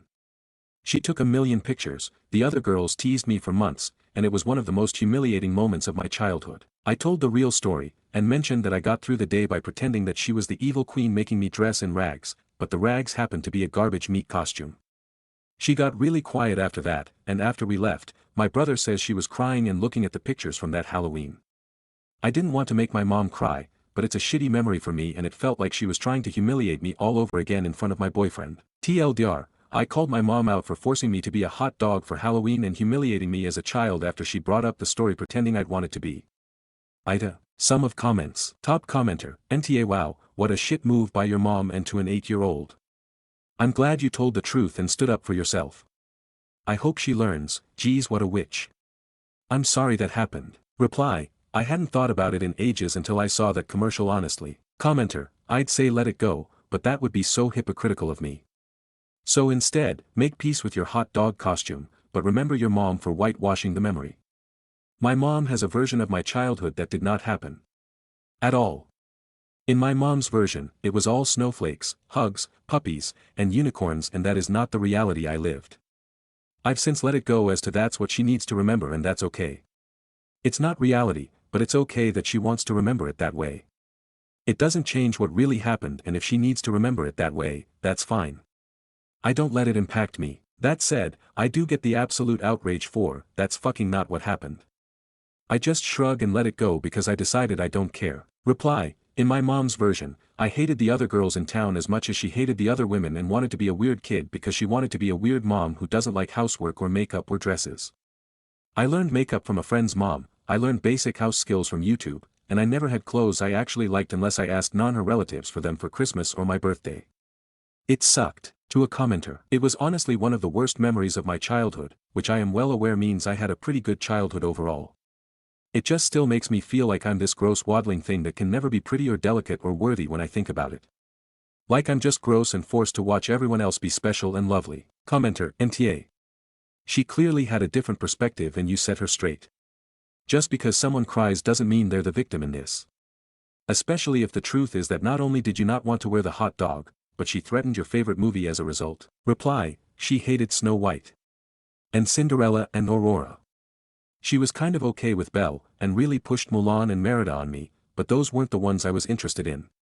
She generally hated everything I liked, and was really into the whole, Cinderella ate my daughter, thing. She wanted us to be allies against the other moms of the town we lived in, and I just wanted her to be like the other moms honestly because they were nicer. Commenter, that's such an odd thing to put onto a child. I wonder if this is but one of many stories where she tried to mold you a certain way and completely disregarded your own feelings. Reply, she wanted a different kind of kid than I was. It got a little better once I hit high school and she turned her focus on my brother and finally let me try out for cheerleading instead of basketball, but middle school and before, she was constantly trying to mold me into some sort of counterculture girl who she could say was so much smarter and better than the other girls. It made it hard to make friends, and once I had those friends, it felt like she was sabotaging it constantly because she thought they were beneath me for having the same interests I had. Commenter, what was her deal with the other moms? Did they reject her or did she just look down on them for some reason? It's gross that she made her issues your issues too. NTA. Reply, apparently she was bullied a lot in school or something and wanted me to grow up, daring to be different, or something. Commenter, NTA, OP, but keep this lesson in mind with your own kids. Reply, when I have daughters, they're going to actually be raised to like women, and princesses, and things that are nice and made for them. I'm not about to pull that sort of thing with my own kids. YOOP like Snow White. Honestly I mostly liked her because she sang so beautifully. And looking like me insofar as a child can look like an animated adult helped too. Where was your dad? What are your BF's thoughts? My dad was at work a lot when I was a kid and had to fight for Christmas and our birthdays off. Halloween was not something he'd be around for. My boyfriend told my mom that I was not the kind of girl who'd have ever liked something like that, and later on called me Snow White all night and promised he'd love me and I'd be beautiful no matter what ugly rags the wicked queen put me in. Commenter, NTA. Please dress up as Snow White for Halloween this year for that little girl inside you. Reply, I'm going as Barbie. My boyfriend is going to be Ken. Are you sure it wasn't a money thing and she couldn't afford a princess costume? She handmade it. From what I know, she bought the fabric. My brother got to be what he specifically asked for that year.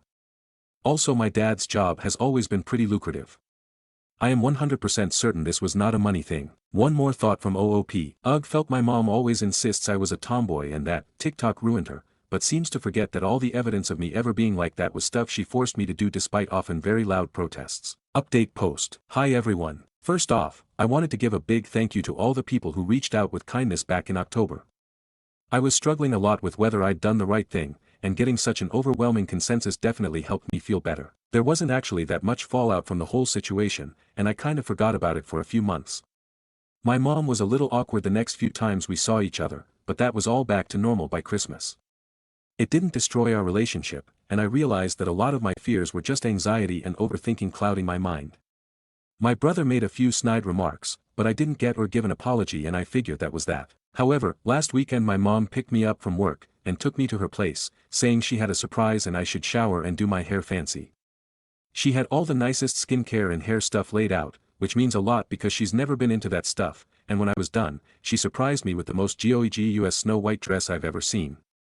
It is genuinely stunning quality and I couldn't believe it was actually for me. She was all dressed up as the Wicked Queen too, with the cowl and everything, and she took me to see the new Snow White movie together. When I tell you I almost cried, I'm not exaggerating. It was one of the best days I've ever had with her, and I felt like a legit princess. When little girls came up and asked for pictures, I swear, I've never enjoyed anything that much. I might actually try and get a job as a party princess if I can swing it, just because of how great this experience was. After the movie, which by the way is better than most people are saying, I hated the new love interest but Rachel killed it. She apologized for not taking my feelings into consideration when I was younger, and explained that she has always wanted me to feel like I could be anyone I wanted to be, and didn't have to conform, but what she did ended up being a form of formed conformation itself, and if I want to be a princess, she's going to do her best to help me feel like the best princess in the world. She did explain that the hot dog costume wasn't meant to be a punishment. She honestly thought I'd think it was funny, but that she should never have gone that far without making sure I liked it, and she didn't actually ever intend to take Snow White away. I believe this. She seems truly apologetic, and I told her that she is 200% forgiven. So, things are good.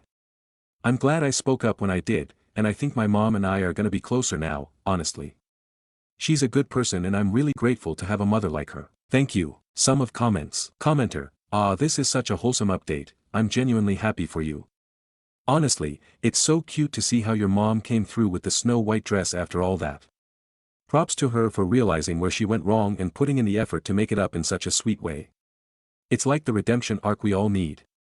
And wow, the way you've gone from hot dog costume trauma to actual princess vibes. I'm loving this glow up. Honestly, it sounds like you're gonna be a top-tier party princess if you decide to go for it. Reply, I'm genuinely thinking about it. Commenter, yay to your mum, my goodness, she's done some work there thinking about all that and planning how to apologize. She must love you very, very much. So pleased it's worked out well. Reply, she does. She isn't perfect, but she genuinely does try her best and I love her for it. This is an elaborate ad for Disney's new movie. Reply, proof this is not an ad. I hated the song Princess Problems. It's really deeply gross to me on a level I have trouble articulating, but basically the idea that after suffering for ages, she's treated like that by the man meant to love her, her hopes and dreams brushed off. Gross. I don't like his character at all. Florian would never. I also don't like how many songs they changed. I love I'm Wishing one song, and it's just poof. Gone. So are With a Smile and a Song, Someday My Prince Will Come, and the Washing song, and even the songs they left in were changed in an unpleasant way. As for the new songs, the best is Waiting on a Wish, and that's the only one I genuinely think added anything to the movie. Rachel has a gorgeous voice, but nobody else they cast does, and the songs really do fall flat. Still, it was a great experience, and I think that despite falling flat musically, and romantically, it doesn't deserve half as much hate as it's been getting. To an argument between commenters on whether or not this is fake or if it's based off of a meme viral story, editor's note, bolded because people keep asking about this. Thanks for your support. I don't like replying to the trolls, but I feel like I should let you know that yes, this happened, yes, my mom is great, and I really am glad to have shared some positivity. Hot dog costumes are mass-produced, and I am certain that more than one little girl wore them. Disney princess costumes are literally the most popular costumes for little girls. Why people are losing their minds over a meme. Stories number 18. Aita for not babysitting my nephew because he's autistic even after he was already dropped off. Aita. I'm being torn apart by my family and being called evil. I, 28F, have an older sister, 32F, who has 3 kids, a 12-year-old son with autism, a 10-year-old son, and a 4-year-old daughter. I love all my nieces and nephews equally, but my oldest nephew is a challenge. He is nonverbal and uses a communication device to let us know his needs. He's also prone to violent outbursts where he'll either hit himself or sometimes hit other people. My sister is an amazing mother, but I think she fails to see how hard it is. She can deal with him in her sleep, but for everyone else it's a huge adjustment. I have a 3-year-old daughter who's very close with her 4-year-old cousin, and my stepson is in the same grade in school as my 10-year-old nephew, and they've become fast friends and play video games and sports together all the time. I married my husband last year, so there's still new family members. Because of their friendships, my niece and nephews have been coming over all the time within the past year, and things have been great, and my oldest nephew tags along sometimes. While the kids go off and play together, me and him usually just chill and watch TV. For the past few months, however, he's been having some violent outbursts while being over here. At first it was just yelling tantrums when he was frustrated with his iPad. It scared me and the kids, but it was just yelling, and he would eventually stop and calm down and even sign, sorry. And the kids play in other rooms, so it wasn't an issue. But lately it's been getting bad. About 2 months ago it was just my nephews over, and younger nephew was playing outside with my stepson. Me and my older nephew and my daughter were lounging on the patio chairs. Out of nowhere he threw his iPad on the ground and started yelling like crazy. I could see his iPad had died and was surprised, since my sister usually keeps it fully charged and they had only been dropped off an hour before. I went to pick it up and to redirect him inside to charge it when he pushed me onto the chair and spit on me, and the iPad fell. My daughter picked it up to hand to him, and he pushed her hard on the ground and kicked her. My 3-year-old. I was terrified. I had no idea how strong he's getting. My son and nephew came running over, and my nephew was able to calm down his brother, but me and my daughter were traumatized. She sprained her wrist because of the fall. My sister was very apologetic, took my daughter out to ice cream and shopping, and we were able to move past it, but I'm still shaken up from it. My sister was also 2 weeks postpartum when this happened, so I have her grace. Being spit on was so degrading, but watching my daughter be pushed and kicked on the ground by someone 3 times larger than her still has me holding resentment towards him, even though I knew he didn't mean harm. Ever since then, I've turned down 2 invites since they both included all 3 kids, and told her I don't feel comfortable with her oldest, but the younger 2 are free to come over. She said her kids are a package deal and was upset. On Easter my sister confronted me in front of our whole family for being bigoted towards her son just because of one outburst. She said he didn't even do any real damage and her kids miss coming over and spending time with mine. Everyone was on her side and said that in all of his years this is the worst thing he's done, and to stop alienating him from my kids. And I know he usually is a sweet boy, but I just don't want to take any chances. Yesterday my sister had to take her newborn to an appointment, and our brother cancelled on her last minute as a sitter, so she begged me to watch her kids for her. I told her I only felt comfortable with her youngest 2 over here, so she would have to find alternative caretaking for her oldest son like our mom. She scoffed and said why would she take him to our mom who's 30 minutes away and be late to their appointment when she could just drop them all off here, and told me to stop being an asshole and hung up. I don't know if she thought I was bluffing, but when she pulled up and I saw all of them, I walked to her window and told her to leave. She started crying, saying I'm being such a bitch, that this affects all her kids, and that if I alienate her oldest, why would she trust me with her other kids? I told her to not waste her time. Her appointment was at 3:30 and it was 2:30, and that she has 30 minutes to go to our mom's house since I won't be watching them. She asked me if I'm seriously forcing her to go out of her way 30 minutes just because of one small incident she already made up to me for, and make her late to her appointment. I said yes. She left very angrily, and about an hour later my phone is being blown up by my siblings and parents asking me what the fuck is my issue and calling me all sorts of names. They're making it seem like I'm the most hateful person, and I don't have actual reasons why I don't feel comfortable around him anymore. They're saying my daughter's sprained wrist and him spitting on pushing us both is nothing, and that I'm being an evil asshole. My husband is on my side 100% and says that with him getting older his violent outbursts can actually cause physical harm now, and they need to stop acting like he's still a child throwing a tantrum and not a preteen going through puberty. Aita, Stories number 19. I, 28M, think my FWB, 27F, has feelings for me, don't know how to navigate. So, about 6 months back I went out for drinks with some friends, one of which was Chris, fake name obviously. Chris and I have known each other since we were in middle school and were never super close, but we're always good friends, if that makes sense.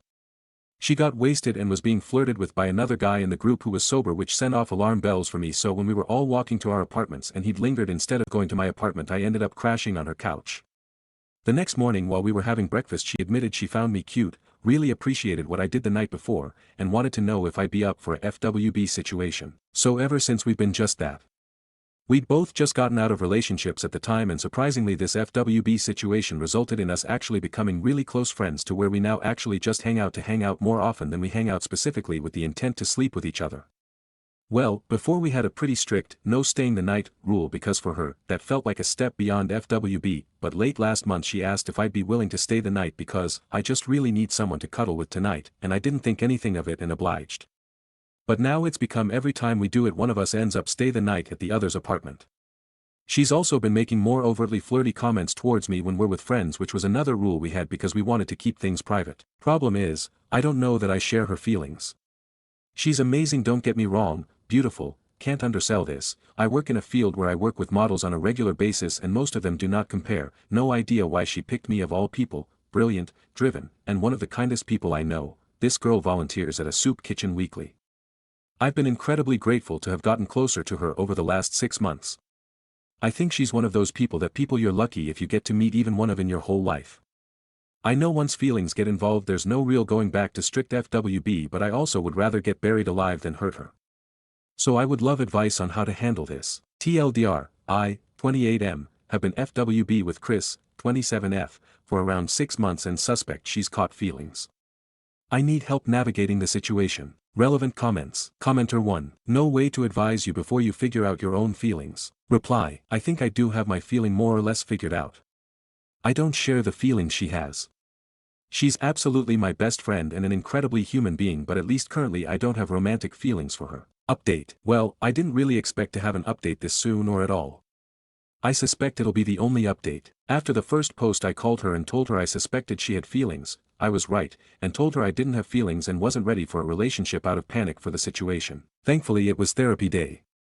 I talked things out with my therapist about how I have serious fears about getting back into a relationship, how those fears made me react way too quickly, and how now that things potentially collapsed I've re-examined how I feel about her. After therapy I just let myself sit with things for a while. Then I called her. Call went to voicemail. So I texted her and let her know I wanted to talk and wanted to do it in person if she was willing. She texted back and said she was willing to meet for dinner to hear me out. So I laid everything out for her. How my last relationship fucked me up and how that made me panic when I realized she had feelings and act before I even gave myself time to process. And then I told her how I really felt. That her voice is my favorite sound, how her smile is what I see when I close my eyes, all of it, and most importantly that if she was willing to be patient with me I wanted to give us a shot. Anyways, I'm taking her in a proper date this weekend. TLDR, I nearly ruined things but managed to salvage it and got the good ending. Relevant comments. Commenter 1. Ah yay. Best update ever. Wishing it to be your last first date, smiley face. Reply. I even already made plans. There's a fancy restaurant in our city she mentioned once like 2 months ago as somewhere she wanted to try one day and I made reservations the second she agreed to hear me out. Update 2. Hi all, just wanted to give a second and probably final update unless we get like married or something maybe. I just got home after spending basically all day yesterday and part of today with her. On a scale of 1 to 10, the date was an 11. The day after my last update she and I had a long call while she was on lunch from her job. It wasn't really about anything specific, but I made up the excuse that I was doing photography at a local greenhouse later that day to steer the conversation to flowers. I found out her favorite flower was lilies. Lucky me, I already knew her favorite color was pink. So I picked up a bouquet of pink lilies that day and had them waiting. Then came Saturday. I got to her apartment and I swear, nothing could have prepared me for the moment she opened the door. I've photographed models on a Miami beach at sunset, I've photographed landscapes in Iceland and Ireland, I've done a wedding on a small vineyard in Italy. I don't say any of that to brag, I say it because I thought I had a pretty good grasp on what beauty was with my experience, but the second she opened the door the definition was changed for me. Her eyes were the first thing I noticed, of course. Her eyes are like these beautiful ice crystals in her head and they were highlighted by this gorgeous tan dress and the way her hair framed her face. Her smile when she saw the flowers made me freeze completely. I literally turned into a stuttering mess. I've never had that happen in my life. I'm usually confident and hard to fluster, but this outstanding human being did it without trying. I finally managed to hand her the flowers and we took them in and put them in a vase. A couple months ago she made an offhand comment about how she wanted to visit this upscale Italian restaurant in our city, so that's where I had made reservations. The food was probably pretty good, I was too distracted by her to care that much about if the food was good. She info dumped about how apparently lactose intolerance is a skill issue, her words, not mine. She does this cute thing where she'll apologize for info dumping, and when I encourage her to keep going because I love hearing her talk, she bobs her head back and forth. It's a bit like watching a penguin dance. Don't know how else to explain it, but it makes me smile every time she does it. After that we walked a block to a bar because they had live music. We got a single drink each and the band started playing Something by the Beatles. She made a comment about how it was her favorite slow song, so it felt like something to make a mental note of. So I asked her if she wanted to dance with me and we did. And then it happened, she kissed me. It's weird, we'd made out before, but this time it just felt different. It was like lights dimmed around us and everyone else disappeared for a moment. It was just us in each other's arms. When she pulled back, she had to be sure to jokingly remind me I nearly missed out on that. I ended up staying the night with her, and today we just laid in bed until like 1 p.m., just chatting and cuddling. After we finally got up, we went and got lunch together. We discussed what both of us want for our future. We both want kids. We both agreed that we both wanted to adopt at least one of them to pull a kid out of the system and give them a good life. Our goals really seemed to align well. The only difference was she apparently wants a spring wedding. I always planned on getting married in the fall because of photo opportunities. Guess I'm having a spring wedding. I know, early to think about a wedding, but I had a realization. In the last 2 months we've spent more days together than apart. I did the math earlier this week because the thought occurred to me, so I read through our texts. From February 1st to April 12th we only spent 32 days apart. We still talked on most of those days over the phone or text of course, and we spent 39 together. Of those 39 only 4 were with the explicit intent to sleep with each other. Yet somehow I still didn't realize I was in love with this woman. TLDR, while I nearly made a massive mistake, I managed to not only salvage it, but I had the best date of my entire life. Stories number 20. Aita for not picking the restaurant my cousin wanted. I, 25F, just recently received a great promotion at work and I'm really excited about it. Because of this I decided to invite some family out to dinner to celebrate. I chose a steakhouse, and when my cousin, Aria, 32F, found out it was a steakhouse, called me to let me know that I had to pick a different restaurant. When I asked why, she explained it was because she was vegan, gluten-free, and also has a few allergies and couldn't trust that they wouldn't cross-contaminate her food. I explained to her that there were vegan and gluten-free options and we could let the restaurant know of her allergies so everything would be fine. She refused, saying it doesn't make a difference, and told me if I don't pick a different restaurant she wouldn't attend, and hung up. This has happened in the past as well. Whenever I want to go out to a restaurant, whether it's for an event or a birthday, she has an issue with it and has been doing this since I was younger. I remember when I turned 16 she told my parents that I had picked a restaurant she couldn't eat at. Because of this my parents let her pick where we went for my birthday, and she picked one of my least favorite restaurants and I had no fun. To be honest, I don't really care if she attends or not, so I texted her and let her know that I wouldn't be changing the restaurant. Because of this she's been going absolutely feral and texting others to not attend because I'm being inconsiderate. I've been asked if maybe I can change the restaurant for her preferences, but I denied. Stories number 21. I once worked for a money laundering front company and didn't even know it. Remember in Breaking Bad and Ozark where they set up businesses like the gas station and casino to solely launder money? About 6 years ago I was hired at a tech startup in the USA. I was technically hired as a 10 to 99 contractor, almost everyone was, so I was never an actual employee. I would say there was around 30 people in the office in total. But it was a gray area and I was expected to work and show up, etc. This startup had a beautiful office in downtown, penthouse suite style. We always had free food in the kitchen and a free masseuse that would come to the office. My paycheck was very good, not amazing, but I was more than comfortable and paid more than average. Very quickly I started to realize that things felt off. No one seemed to really work, although everyone appeared to look busy. It was almost like everyone just pretended to look busy. Then, I started to notice that no one ever cared about my sales numbers or goals, which in hindsight was a huge red flag. They also never really cared if anyone was at the office or not. Yes, I'm a 10 to 99 employee, but they literally never asked me about my sales numbers ever, lol. One day they pulled me into the office and gave me a raise. I literally had done barely anything. I had sold almost nothing yet. It was bizarre. Yes, this might sound like a dream job, but it felt strange and off, and I couldn't put my finger on it. Finally a new sales manager got hired, and after 3 weeks we went out for coffee. He explained he also got the weird feeling and started to look into the financial things a bit more. He found out that every month $300,000 went to some weird account in California. The account was named something arbitrary like engineering or tech support, and the money going out to this strange account made no sense.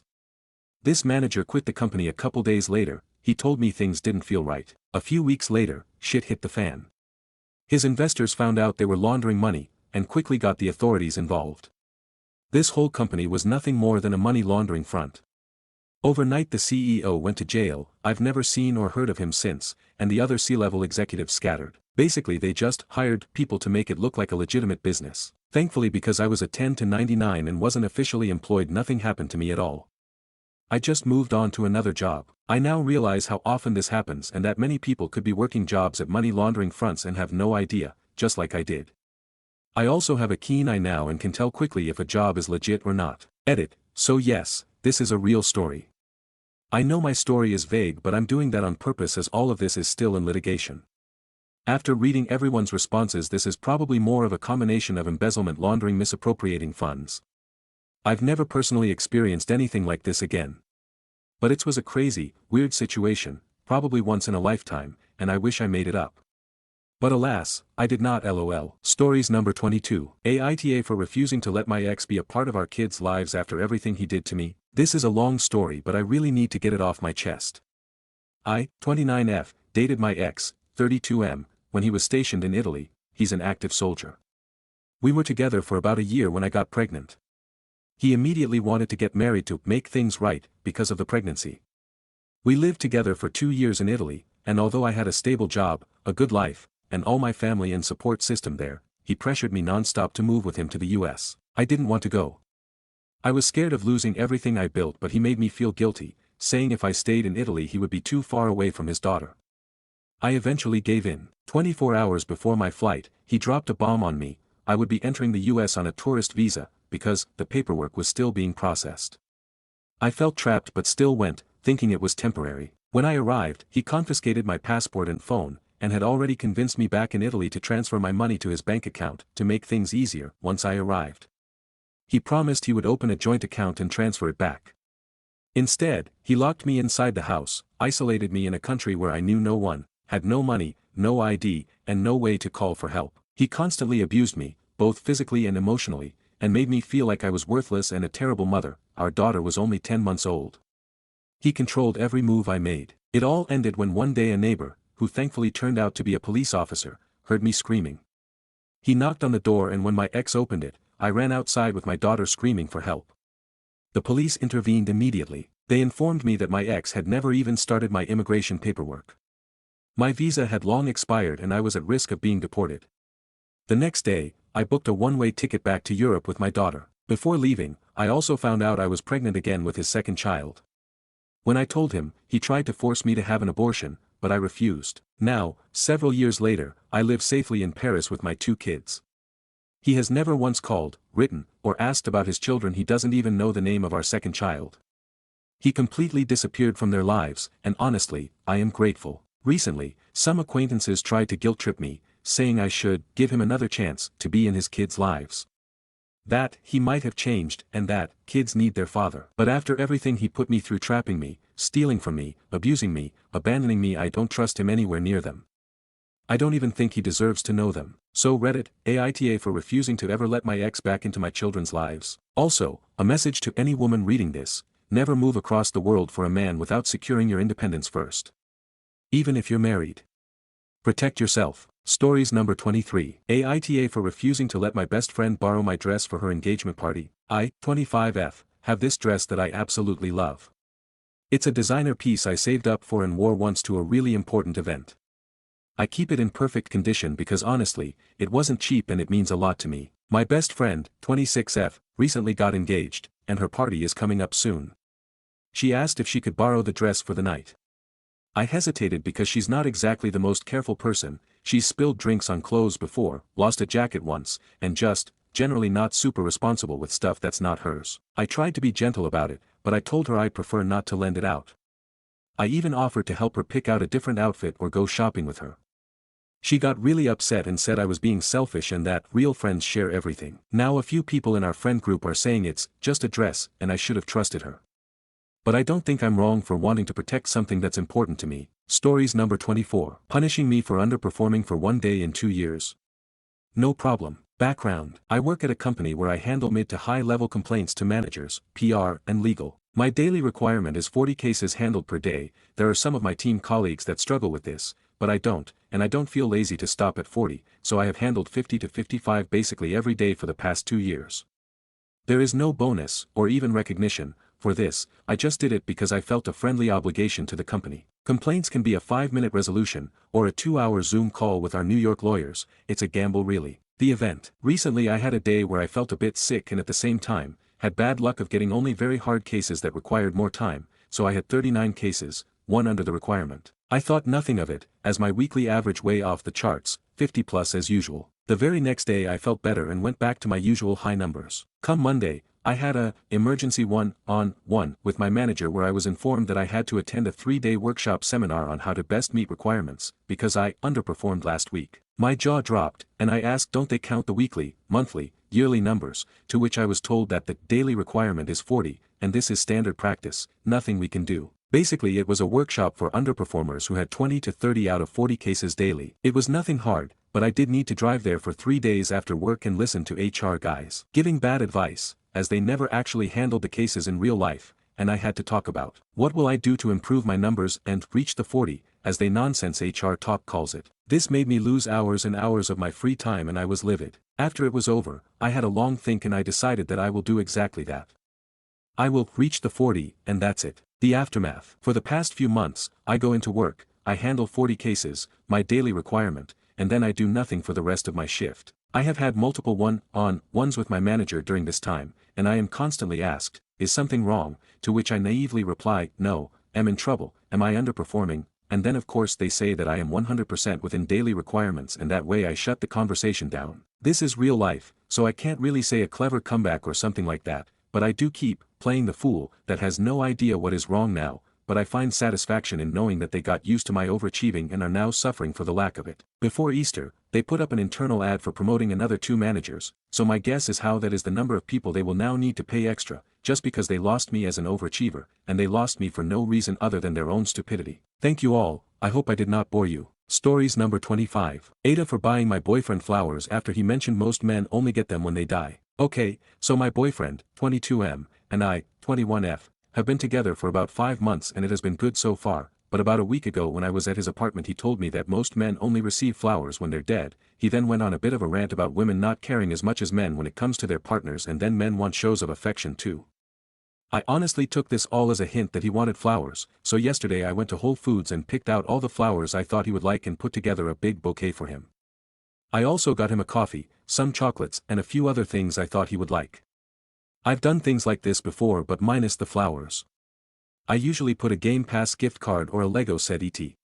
I feel like this important because I don't want anyone to think I don't show him affection or get him gifts. I definitely do. So I show up to his apartment with literally the biggest smile. I was so excited for his reaction, but when I gave him the flowers he got a super uncomfortable look on his face and wouldn't touch or kiss me at all. I asked him what was wrong and if he liked the flowers and it just kind of blew up at me saying that flowers are only for apologizing and that if I cheated on him I needed to tell him right now. I was shocked and started crying because I have never and would never cheat on anyone. He took the flowers to the kitchen and threw them in the trash, which honestly felt like a huge punch in the gut. He told me to get out of his apartment and that he didn't have time for cheating bitches, his words. Every time I tried to explain he said he didn't want my excuses and when I'm ready to tell him who the man is then I can talk to him then. But there is not man, I didn't cheat on him, I just thought he wanted flowers. I've never thought of flowers as just an apology. He's never gotten them for me but I just thought he didn't like showing love that way, so I buy them for myself every week. I'm just so confused and hurt by his reaction and I don't know what to do to fix the situation. So am I the asshole for buying him flowers?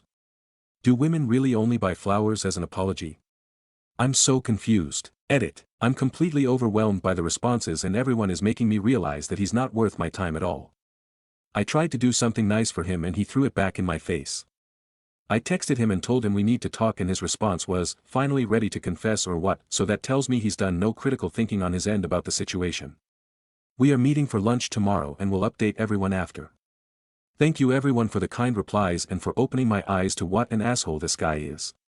I'm just glad I didn't waste years of my time. Stories number 26. Aita for reorganizing my roommate's office that has completely taken over our shared living room. So I, 24F, have been dealing with a super annoying situation with my roommate, 25F, who I'll call J. We've been living together for about 8 months and it was fine at first, but lately it's been a nightmare. Jay works from home and I work at an office. The problem? She's turned our entire living room into her workspace. I'm talking multiple monitors, keyboards, random equipment, papers everywhere. There's literally nowhere to sit anymore except for like half the couch. I've tried to be understanding because everyone needs space to work, but this is getting ridiculous. Our apartment isn't huge, and I'm paying half the rent for a space I can barely use anymore. Last week, I finally had enough when I came home and found she'd moved our coffee table into her bedroom to use as an extension desk. I asked her to please keep her work stuff contained and return the coffee table. She said she needed the space and I was being unreasonable since I'm never home during work hours anyway. Yesterday, I snapped. While she was out getting groceries, I moved all her work stuff to one corner of the living room, put the coffee table back, and rearranged things so there was actually space to exist. I didn't damage anything, just organized it better. When she got home she freaked out. She said I messed up her system, and that I had no right to touch her things. She's now threatening to break the lease unless I fix it and let her have the living room. My friends are split, some say I shouldn't have touched her stuff without permission, others say she's being ridiculous hogging the common area. I pay rent too and just want to be able to use my own living room. Aita. Stories number 27. I lied to my best friend's mom about wetting the bed. It was the early 2000s and I was 11 and my best friend invited me over for a sleepover. We were playing Halo or something when his mom asked him to go with her for a second. She needed his help with something. After a minute or two I got impatient and decided to see what they were doing because I thought maybe I could help to be quicker so we can get back to playing video games. I can hear them talking to each other, so I walk in and that's when I see his mom holding a goodnight diaper and my best friend putting one leg in and then the other. My best friend looked so embarrassed and his mom says, "Don't mind us, we're just cleaning." But I knew what was happening, so for some reason I said, "I wear them too," but didn't bring mine. The look on my friend's face was like two small black circles for eyes. I remember seeing him with like a, "I can't believe this is happening" type embarrassment face. His mom pulls out another one and says, "Well, we have plenty," and hold the other goodnight open. So I took off my pants and underwear and she put them on me, pulling them up pretty tight. But I never worn goodnights before, never needed to, and didn't have a bed wetting problem. It was just this weird feeling of how do I make this less embarrassing. We ended up having a great rest of the sleepover, and every sleepover since then we both put on goodnights, but I didn't care. I was just glad to be at my friend's house because my house couldn't afford video games. Stories number 28. Aita. Threw a surprise congratulatory party for my wife, then got in a fight because when it was over, I wanted to go to a bar with a friend. My wife got a promotion. Because of her promotion, I'm out of a job because we worked in the same office and the board of directors said it's a conflict, so I decided to start my own business. I'm very happy for her and I'm very proud of her, so I threw her a surprise congratulatory party with some friends. One of them, my best friend and former roommate, invited me to go to a bar to see a band after the party was over as a little congrats party between the two of us.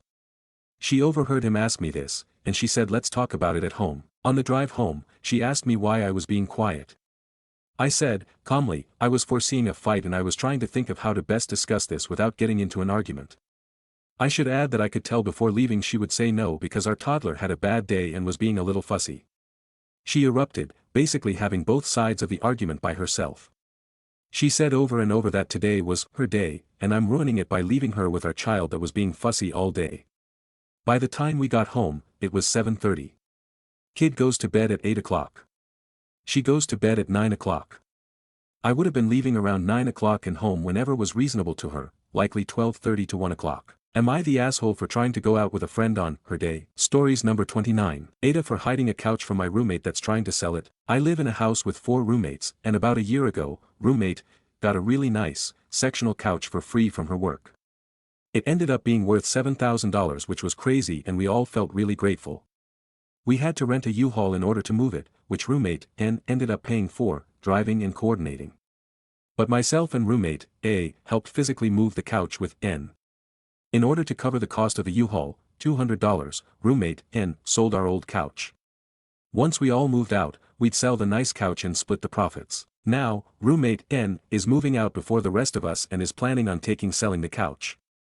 I only found out because I saw it listed on Facebook for $2,000 and they didn't tell us their plan. Roommate N is claiming that the couch is theirs because they paid for the U-Haul, and apparently the old couch only sold for $55, which didn't cover the cost.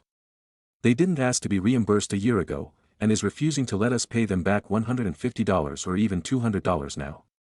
They're digging their heels in so hard and hell-bent on taking the couch. Aita for planning on moving the couch, with roommate A, into a storage unit while they're away until they move out and leaving them $200 in cash instead. Update: the plan is in action to move the couch into a storage unit later today, thanks for all the validation. I'm nervous about end reaction, but I guess we'll burn that bridge when we get to it.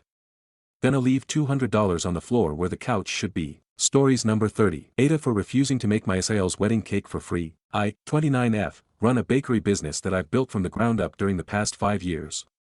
It started as a hobby during college, but now it's a registered business with steady clients, a dedicated workspace, and consistent orders during each month. I do mostly for weddings, birthdays, and other events. I take a lot of pride in what I do, and it's not just baking for fun anymore. This is my livelihood. My Asael, 33F, is getting married at the beginning of June. She's my wife's older sister. We're on friendly terms, but she's always had this vibe like she doesn't really take what I do seriously. She's made comments like, "It must be nice getting to play in the kitchen all day," or, "You're lucky people will pay for something they could probably learn on YouTube." Always with a smile, like it's a joke but not really. I've brushed these comments off in the past, since they weren't happening all the time and I just didn't want to stir up any drama. So earlier this month, she asked if I'd make her wedding cake. I said sure and asked what she had in mind. She sent over inspo pics of a 4-tier cake with smooth buttercream, floral piping, and real flowers on top and cascading down one side. She wanted it to be a chocolate sponge with raspberry filling in terms of taste. Plus, she wanted for me to deliver to the venue myself on the morning of the wedding rather than picking it up the day before herself. After we got done discussing everything, I gave her a quote over the phone with a generous family discount, and Asael replied almost instantly, that she didn't think I'd be charging her and the cake would essentially be a wedding gift. I told her that I don't typically do wedding cakes as gifts because of how much time and work they take, but I'd be happy to buy her something from her registry instead or still make the cake at the discounted price if she wanted. She wasn't happy. Said I was being transactional and that it was just a cake and I clearly didn't want to be part of her special day before hanging up on me. To be clear, I have made cakes for free before. But those were small, simple ones for people I care about, or for friends who were going through a rough time. This isn't that my Asael and her fiancé can pay for the cake, and it's not like she's exactly respected my work in the past. Meanwhile, Asael has been telling anyone who will listen that I'm making her big day about myself and trying to profit off her happiness. Seriously, my MIL called and she didn't really ask how I felt or try to understand where I was coming from, she just seemed overwhelmed and kind of desperate to stop this from turning into a bigger family fight. She kept going on about how stressed my Asael was and how she was being a bit much, but basically begged me to reconsider. My wife is completely on my side and has told her mom to stop trying to smooth things over at my expense, but even she admitted she sorta wishes I just said yes to avoid the fallout. Stories number 31. Boss threatened to steal my notary stamp. I need to remind her that's illegal. So, it's been a wild few months for me. I work in banking, not looking to get fired, yet, and would like to keep options in the field open, so as much as I'd love to name and shame, I have to wait until my current office is far in the rear view. Everything started about 6 months ago when I requested disability accommodations at work, really simple things like having a post-it note on my monitor to remind me to do a task, 5 minutes to take my medication in the morning, scheduled time to do outreach calls. Real simple stuff I've gotten approved at every other job I've worked for no problem, including in banking. I've never even had to request these kinds of accommodations before, they were just given. Not here. My boss decided to fight these accommodations tooth and nail. She even retaliated by steaming my office supplies so I couldn't have not paper at all. If I so much as pulled out a notepad I got screeched at from across the office. And then she started writing me up. She's falsified dozens of reports, documentation, write-ups, etc. She forbid my coworkers to talk to me and for me to talk to them. She even threatened to throw out the coffee machine just to spite me for liking to take my medication with coffee. Real bats hit stuff. The worst part being her claiming to have found my notary stamp and journal unsecured while I was on vacation. Complete BS, and I have the records in my journal proving where it was at that time because I performed charity notarizations while I was out. I've worked with people with disabilities my whole life. I know textbook retaliation and discrimination when I see it. I was documenting everything with quotes, witnesses, camera positions, exact times, and I went to HR who took almost 4 months investigating, only to have looked at all of the evidence and decided the cameras were just a little too blurry to really say for sure, and other BS. Notary records mean nothing. Me carrying my journal out of the office when I left for vacation in full view of 5 cameras isn't enough because it was in its security bag, and they apparently aren't smart enough at HR to have the object permanence needed to see my journal go into the bag, on camera, and know it's still in that bag when I leave, on camera the whole time. Around January I did my last Hail Mary and sent all of my concerns and evidence to her boss directly this time. Some things got done, like time to take my medication. When I asked for a letter explaining why they denied all of my other accommodations which they are legally required to give, I'm told they actually can't give me a letter about that because they didn't deny my accommodations, we just didn't grant them. My direct and explicit evidence-backed examples of her falsifying company records all conveniently were ignored or given some kind of cover lie. Particularly where she reported my 2024 performance metrics, each of which was only half to a third of their actual values, which I have access to through our commission statements. For about 2-ish months she seemed to back off after. But the last week she's been going off her rocker again. Today she saw my notary security bag and decided to take issue with it, saying it wasn't secure enough, and went on a tangent about how my notary supplies and commission belong to the company and she has a right to demand when and how I keep them, and to even take them if she feels. This is illegal, extremely so. So tomorrow I get to send her boss another email explaining the threats and statements she's made and professionally tell him that if she so much as moves looks at my security bag, which is NNA approved and provided by the company for us to keep BTW, the wrong way, I'm going to need to follow the response outlined in our state's notary handbook and company procedures. This involves me filing a police report on the theft, notifying the Secretary of the state that my employer has stolen my notary journal, and filing a compromised data report with our company's internal forms. I wonder if anything will get done this time. That's my hopefully coherent rant. Stories number 32. Aita 4, punishing my brother by making him eat my cooking after he made fun of my girlfriend's ethnicity. Okay, so throwaway because my brother knows my main. I'm a 24M, my brother is 21M. I've been dating my girlfriend, 22F, for about a year now. She's Middle Eastern. Last weekend, we had a family barbecue, and my girlfriend brought some homemade food from her culture, stuffed grape leaves, hummus, etc. Everyone was loving it, except my brother, who made some ignorant comments like, "This looks like it was made in a sandbox," and, "Do they even cook their food or just find it on the ground?" I told him to knock it off, but he kept making jokes under his breath. I didn't want to make a huge scene, so I just took him aside after and said if he thought it was so gross, then he can try my cooking for the next week, and I'd make it authentic.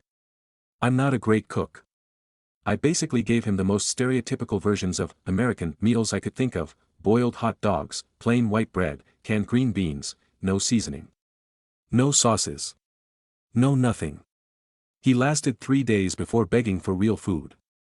Now my parents are saying I was being a jerk for punishing him like a child and that I should have just let it go. Stories number 33. My vet won't call pets by their name because of Florida man boomers and older Gen Zers. To try and trigger people and own people, you can guess what several people in my area of Southwest Florida named their black cats or black lab or black cocker spaniel or other black dogs. They bring their dogs to the dog park and whine when people won't call their dog the N-word, as they freely use it and said it's only the name of their dog and not a racial slur. The police have even came out to the dog park a couple of times because they will try to use the N-word as much as possible with their dogs. They get upset when people won't let their dogs play with their dogs, or when people won't allow their kids to play with their dogs, and complain that people are offended and snowflakes. The veterinarian clinic where I take my dachshund and cat to no longer call pets by their name effective immediately. Verified by the receptionist today when I came in for shots.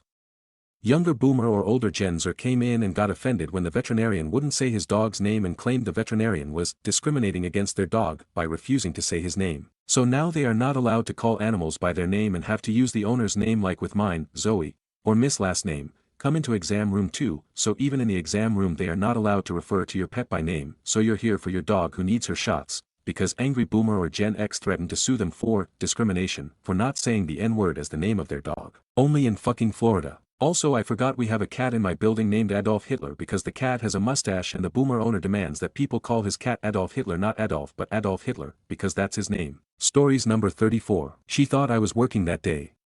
I was just not at that store. This is pretty complicated, so sorry it's going to be long. TLDR at the bottom. In the early years of being a pharmacist, jobs in my city were hard to come by. I managed to get full-time hours by working for a couple of pharmacist friends at both of their stores. They would work out my schedule together and put an X on my schedule on the days I was at the opposing store. One store was downtown and one was in the suburb I lived in. At the suburb pharmacy I had a coworker, D, who could just not wrap her brain around the fact that if there was an X by my name I was in fact working, just at the other store. Multiple times I would have call after call on my cell phone and hang-ups on my answering machine at home because she wanted me to cover her shift at the suburb store when I was already working downtown.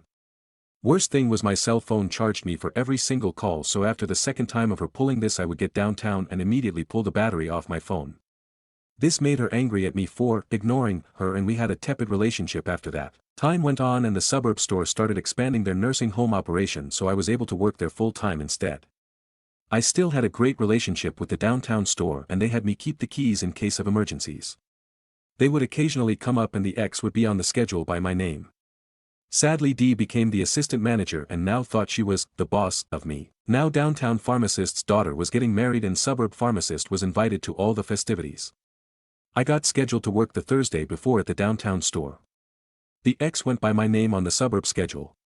I was also going to the wedding. I was good friends with the daughter but missing the Mendy party on the Thursday. I was working for her mum. I was on the phone with her on my break one time and she was saying how sorry she was I was missing it, and I said, "Don't worry, I'll just doodle brown Sharpie all over my hands and pretend I was there when we aren't busy." Now at that exact week we were getting new pharmacy software downloaded. Nursing homes are run on a batch system where all the labels are run about 5 days before and then all the bubble packs are made up during that time, and then the actual billing is done on the Thursday for the meds to be delivered Friday. Dee decided that she did not want the batch to be done and just wanted everything to be processed and made up on the Thursday for just this first week. My technician was freaking out, so I just told her to make up the usual drug cards, Lipitor, aspirin 81, multivitamin, Altace etc., without any patient data just to help speed things along. Dee overheard and told the tech that she wasn't allowed to do that and this younger generation is just scared of hard work. I panicked a bit because I was the only one of my age, Gen X, as all my coworkers were boomer aged or older. I went and checked the schedule. Yep, there's an X by my name. I won't be there for the sh* though, but somehow Dee thinks I am. Why should I tell her any different? Thursday rolls around and at 12:30 my cell phone starts blowing up. It's in my purse in the safe because I don't get a lunch break, only pharmacist, and everyone can hear it. Out comes the battery. I get home after work and there's screaming and swearing on my answering machine. A locum pharmacist worked the morning shift and wasn't instructed to do anything, so everything was left for Dee when she arrived at 12:30. She had to work late to finish over 500 prescription drug cards. I come in the next day and she's still furious. "You said you were working. I heard you talking about the effing Mendy thing." I told her I was working, just not at that store as evidenced by the X by my name. I learned then that she could eavesdrop on the break room from one place in the pharmacy when she herself was the only pharmacist working at the time. All my breaks were taken in my car after this. TLDR coworker tried to make my day absolutely hell by trying to make me do 5 days of work in one day. A day that I wasn't working, so she had to do it. Stories number 35. Girlfriend with male's friends. Girlfriend and I have been together for 3 years, both early 20s.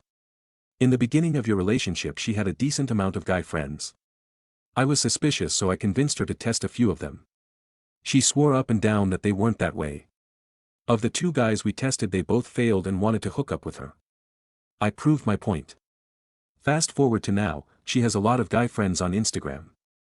I brought up how much this matters to me, that she respects me and doesn't have orbiters around her.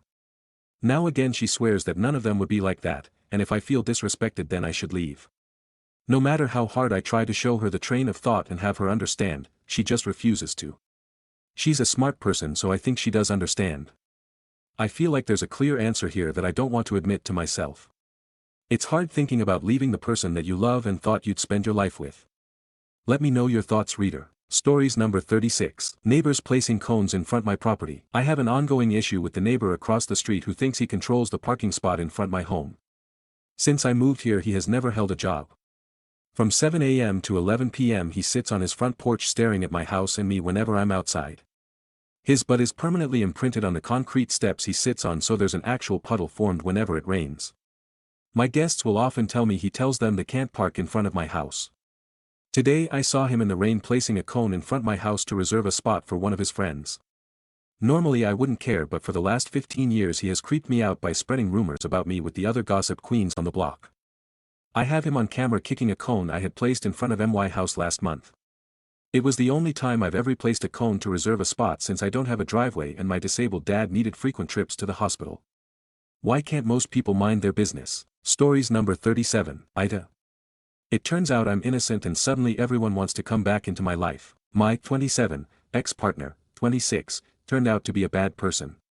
He basically made our friends and family and even my boss believe that I was the problem.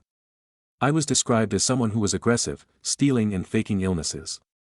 My education also almost suffered because of it. At one point my partner stole his grandparents' money, I think it would be $15,000 in dollars, and then he made everyone believe that I did it.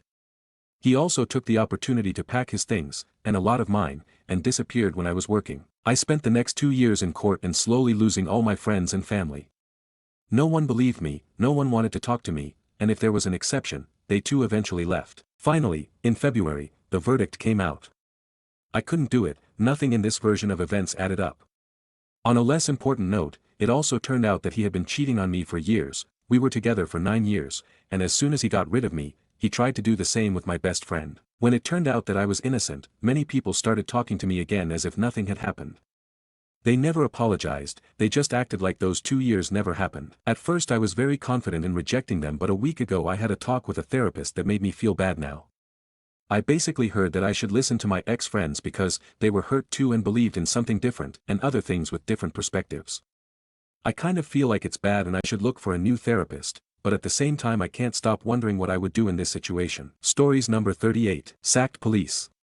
Computer misuse and on holiday. I was a clerk at a company for about 18 months. I had a raging row with the owner and he fired me. I wanted to quit anyway as he bullied incessantly and didn't want to work my notice as he was horrible. I am not expecting any compensation. I left in the middle of March 2025.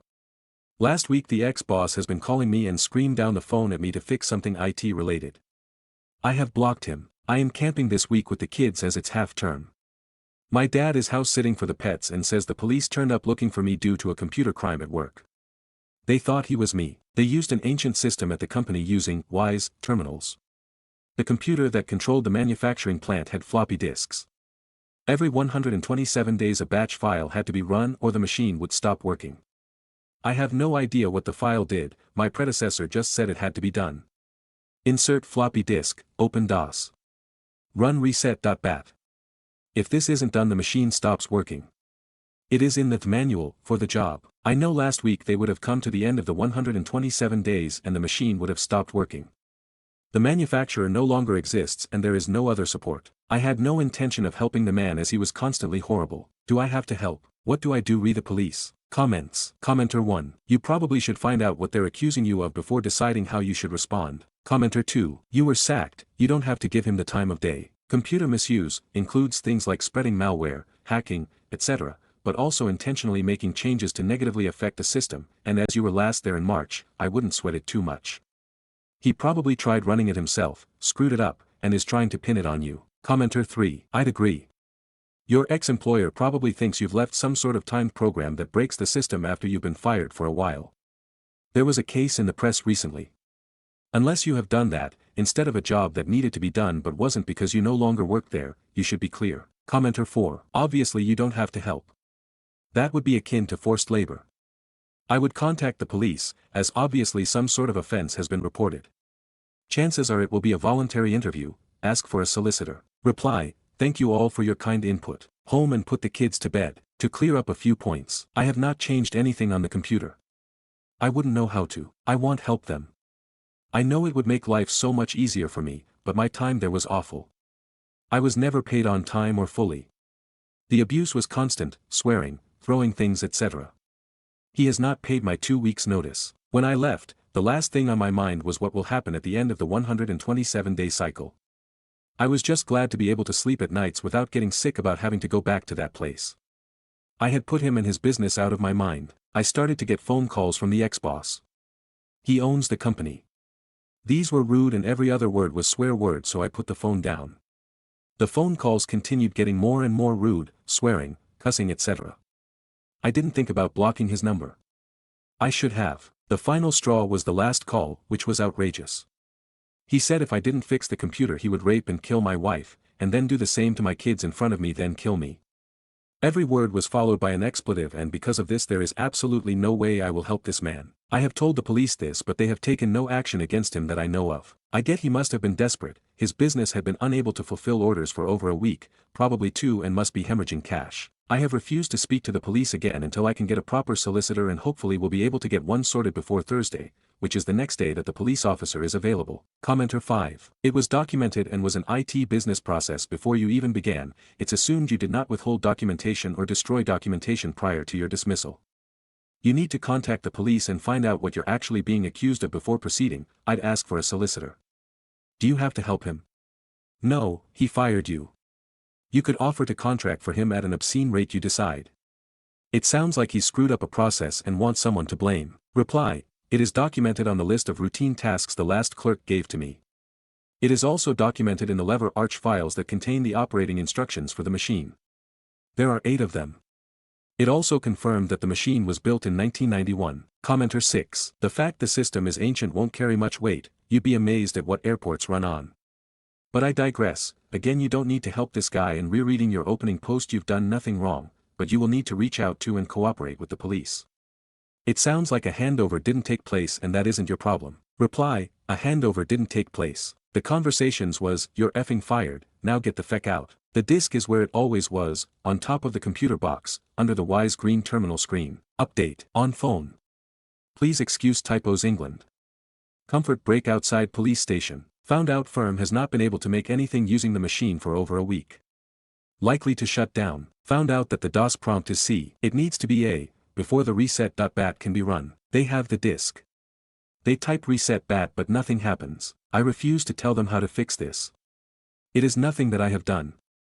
The DOS box always prompted C, you need to type A, reset.bat. The police officer says under Section 3 of the Computer Misuse Act, I am committing a crime because by not helping I am hindering access to any program.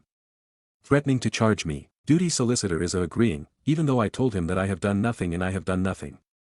I know very little about computers. I was a clerk raising invoices. What do I do now please? Can I ask for a different solicitor? Thanks so much. Comments. Commenter 1. Unless I am misunderstanding things, get a different solicitor. You don't appear to have done anything that constitutes an offense. Commenter 2. I agree, you need a solicitor that specializes in the IT field.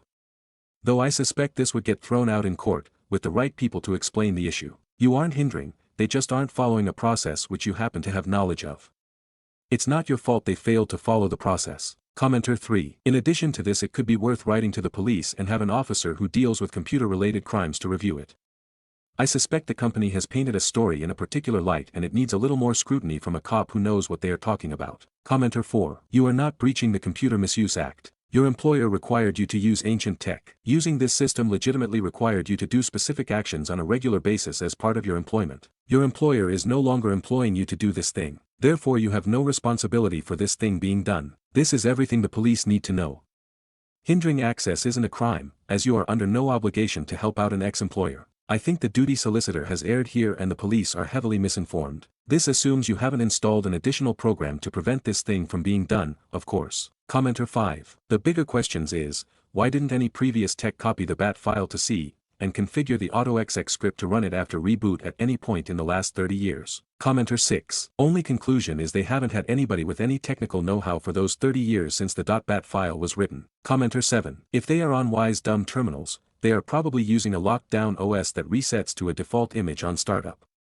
You'd have to have the knowledge to modify the image to add something permanently. Reply, previous tech. There has been no previous tech. The computers still had old VDUs, not LCDs. The previous clerk had been there for well over 20 years and he couldn't even open email. I understand that he's in an old person's home now. Stories number 39. Steal my seat. Deal with my toddler. Took the family, husband, kids, 1.5 years old human wrecking ball, to the aquarium, went to see the open ocean feeding. We got there 30 minutes early to snag good seats.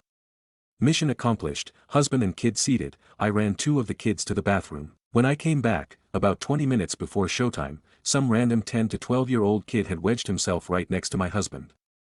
As my husband stood up to pass me the toddler, the kid scooted down the bench, leaving one tight spot. Awkward, but whatever, I sat down. My husband stood behind us, kids on the floor next to me. Cue my toddler immediately starting to climb on the railing like a caffeinated monkey. I eventually gave him my seat so he could sit and hang on the rail, and sat down on the floor next to my other kids. And then, the kid tried it again. As soon as I got up, he slid further down the bench like he was going for a gold medal in seat stealing. At that point, I made a decision: enjoy sitting next to my fully charged toddler. The show starts, and my son proceeds to get up, sit down, hang on the railing, rinse and repeat about 4,782 times. The kid is visibly annoyed. I am spiritually thriving. Bonus, There was no one behind us, so my toddler's antics weren't bothering anyone but him. When my son hopped off the seat for a second, the kid tried to scoot in again, and I hit him with excuse me, he's sitting there. He moved. When he tried it again, I said, you already scooted us off the bench. My son's sitting there. Mom voice, activated. No parents in sight the entire time. Just me, my chaos goblin, and one very annoyed seat thief. Was it petty? Absolutely. Would I do it again? In a heartbeat. Stories number 40. My dad got angry at me because I said I didn't agree with cousins marrying each other. I was sitting with my family and the topic of one of my family members was brought up. My dad's side of the family is huge, so I don't know everyone. I mentioned one guy I used to be close with as a kid and asked how we were related. I found out that my dad's two sisters had their kids marry each other, so one of my aunt's daughters and another one's son. I calmly and kindly expressed that I believed that it was a bit gross, understatement tbh, and my dad got so angry, going on a tangent about how it wasn't incest and that it's fine and that marriages between cousins are statistically more likely to not divorce, to which I argued that it was probably because it was harder to since you're tied to the same fucking family, it's not as easy to get out of, you're kind of stuck. I was just surprised by how angry and defensive he got. Like sorry, I just don't agree with you. It's my opinion. I personally think it's disgusting. I don't understand why he got so angry. He's acting like I cursed his entire bloodline. Edit. I am personally not a product of this. My mom and dad are both completely unrelated and from different countries, but they have a terrible relationship. I'm sure he wished he married his cousin or something after this argument. Stories number 41. My spouse accidentally caused the bride to spill her drink on herself. Should I compensate them for the dress cleaning? Had a coworker invite me and my wife to his wedding. They had their ceremony first, which was great. Then we get to the reception. 30 minutes in, we get a chance to steal the bride's attention to congratulate her, introduce ourselves, and hand her our card. In hindsight, I realized we should have left it at their book signing table. There was no gift table. The two ladies lean into each other, bride holding what looks like a Coke, and my wife reaches down into her purse to grab the card, without looking, and snags the drink, causing it to fall and splash all over the bottom side of her white dress. Yes, we were mortified to say the least. The groom, my colleague, was very gracious and joked about it then, and through the reception in jest. Out of embarrassment, we avoided the bride to not make things any worse. I immediately asked, please give me the bill for the dry cleaners, I'll cover all costs. To which he said they're going to upcycle the dress anyways, so not to worry about it. I said okay and didn't press further cause I was already embarrassed and had the entire reception staring at us. Despite reassurance from my colleague and a few other guests, I'm certain this affected the bride's mood. Especially because they haven't even taken reception photos yet. My wife and I could only watch from afar in deep shame as she was getting photos with her friends and family in her now stained dress. All that said, the next day I called around and got estimates from all the seemingly high-end dry cleaners and the ones that specialize in wedding garment care. I plan on putting it in cash and leaving it at his desk and texting him an apology and telling him that it's there. I know this won't bring that day back and make it better, but at least they'll know we are sincerely sorry with a decent amount of money. Would you do any differently? And suggestions would help. TWA. Edit. Thank you everyone for your feedback and sharing your stories. Didn't realize it was this common. Read this to the lady and feeling much better about the situation. We're still mulling on how to follow up, but rest assured you guys def helped. Stories number 42. You don't look old enough to be married. I was at a job-related event recently where I, 37F, ended up talking with Ellie, a woman around my age, not a coworker, but someone industry adjacent. For context, my husband and I work together, but he was not at this event.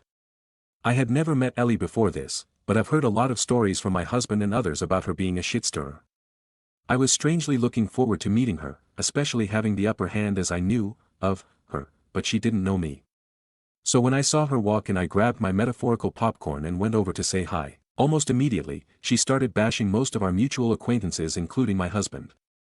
She seemed particularly fixated on him and even asked me if I knew where he lived. I said I couldn't tell her. She just kept on talking about her various grievances with everybody, then asked me what my opinion was of my husband. I wasn't sure how to answer, but before I could say anything she interjected, "Wait. Are you his girlfriend or something?" "No, I'm his wife." "I thought you were an intern or something. You don't look old enough to be married."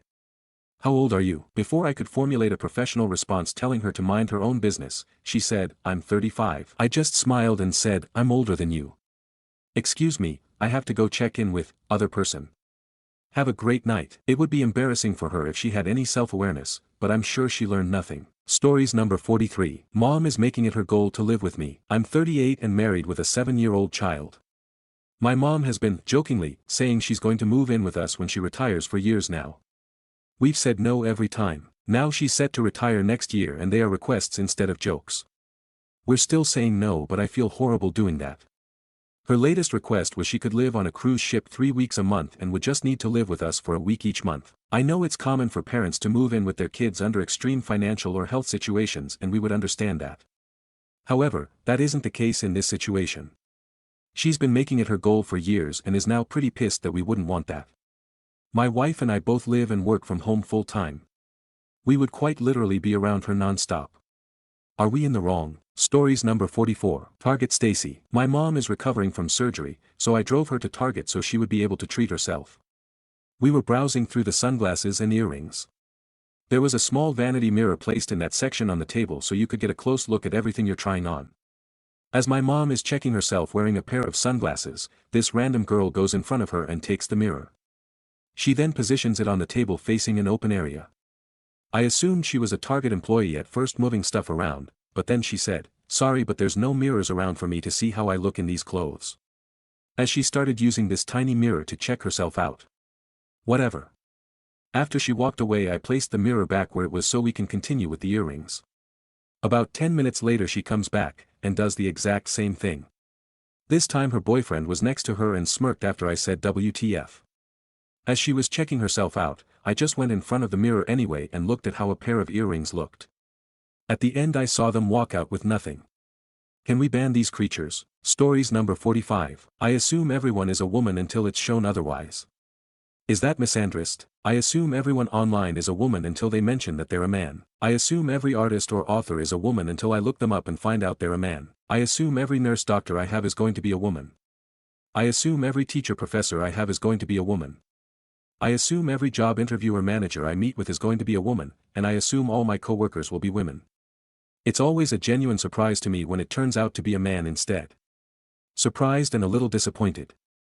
It's not that I dislike men, but I always feel more comfortable with women. It's probably because I'm a woman and I grew up surrounded by far more women than men, but I'm always surprised by men simply existing.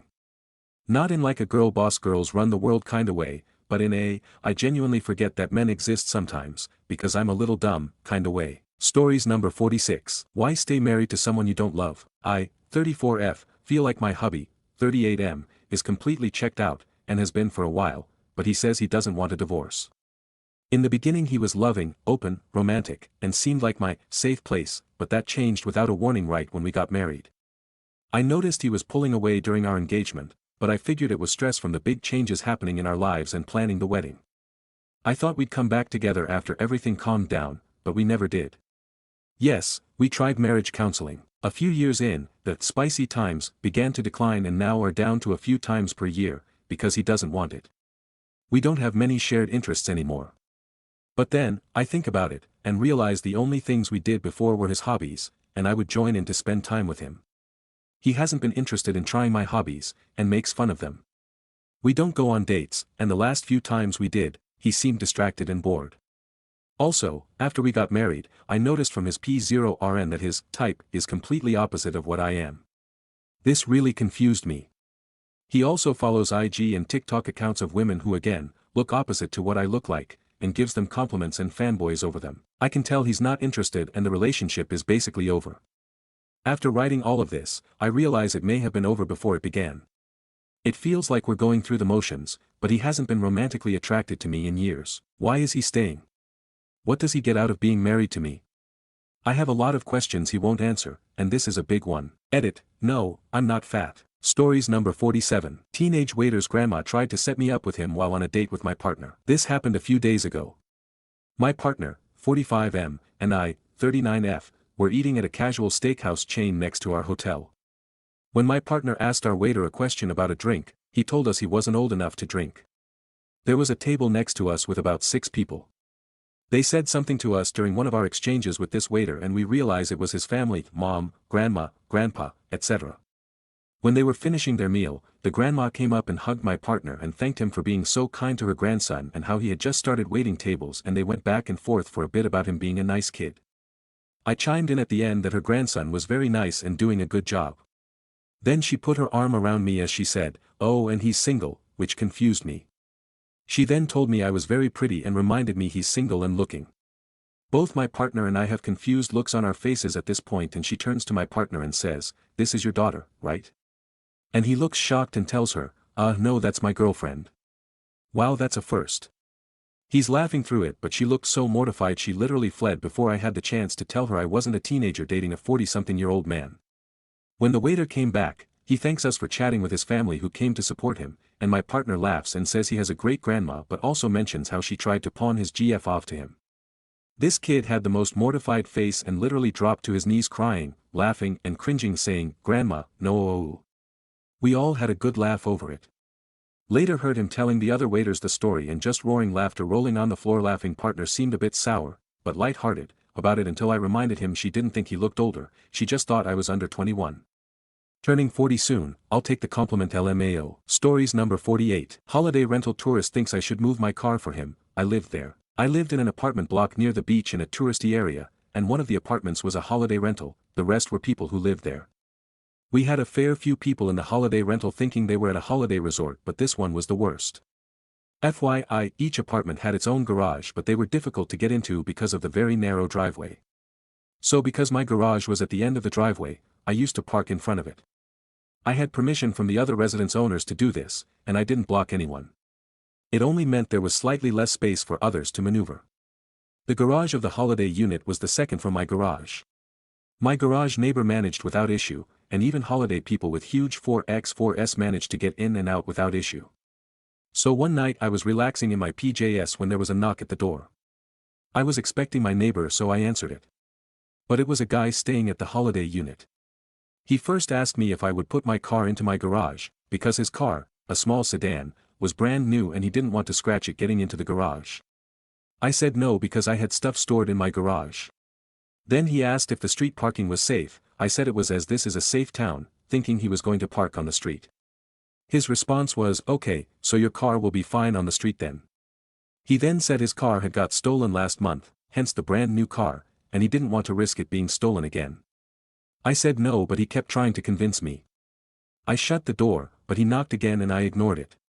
I noticed the next day he had parked in the garage. Stories number 49. Aita for threatening to move out if my roommate doesn't kick out her teenage brother. I, 24F, have been sharing an apartment with my college friend, 25F, for almost 2 years now.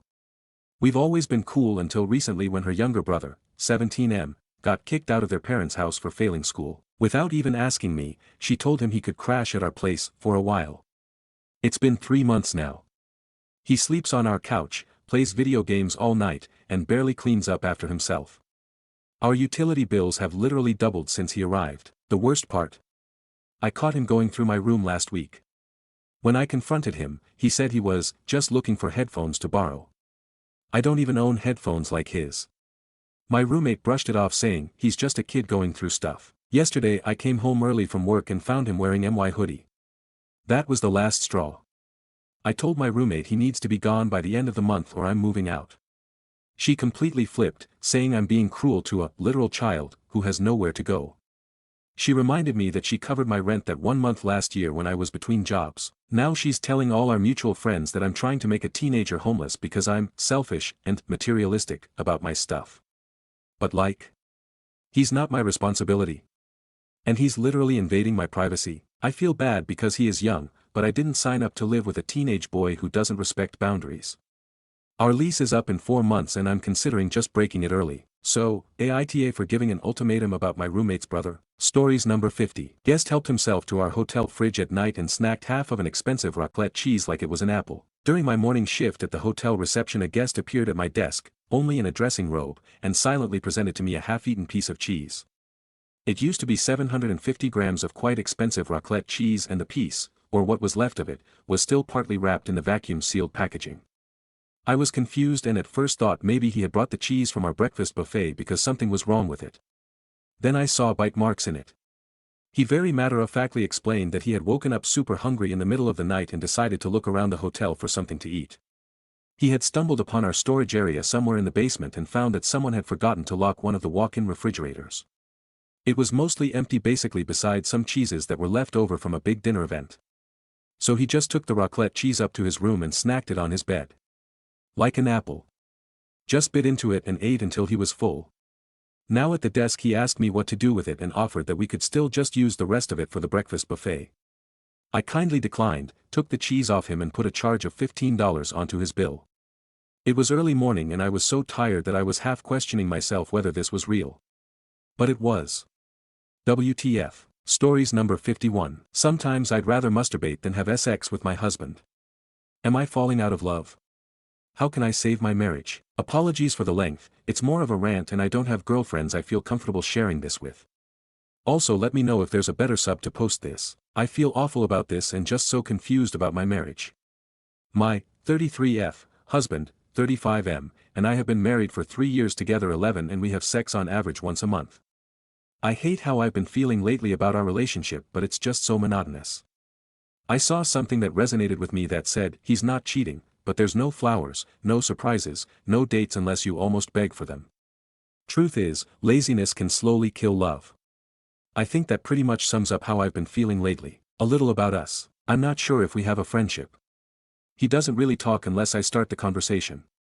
He's definitely an introvert but I'm a pretty anxious person overall but around my people I blossom. I feel like I'm constantly trying to make him laugh, respond to him in his love languages. I feel so bad for even writing this but, he's king boring. He doesn't even try to make me laugh, start an interesting conversation or anything with me. I told him yesterday I think it's pretty messed up that I force myself to watch sports games with him and learn golf but he doesn't take interest in the things I like to do. He's perfectly fine playing video games from 8 a.m. to 8 p.m. and would jump to his toes if his friends asked him to go play golf or something. Our careers, we both work in corporate and each make greater than $150,000.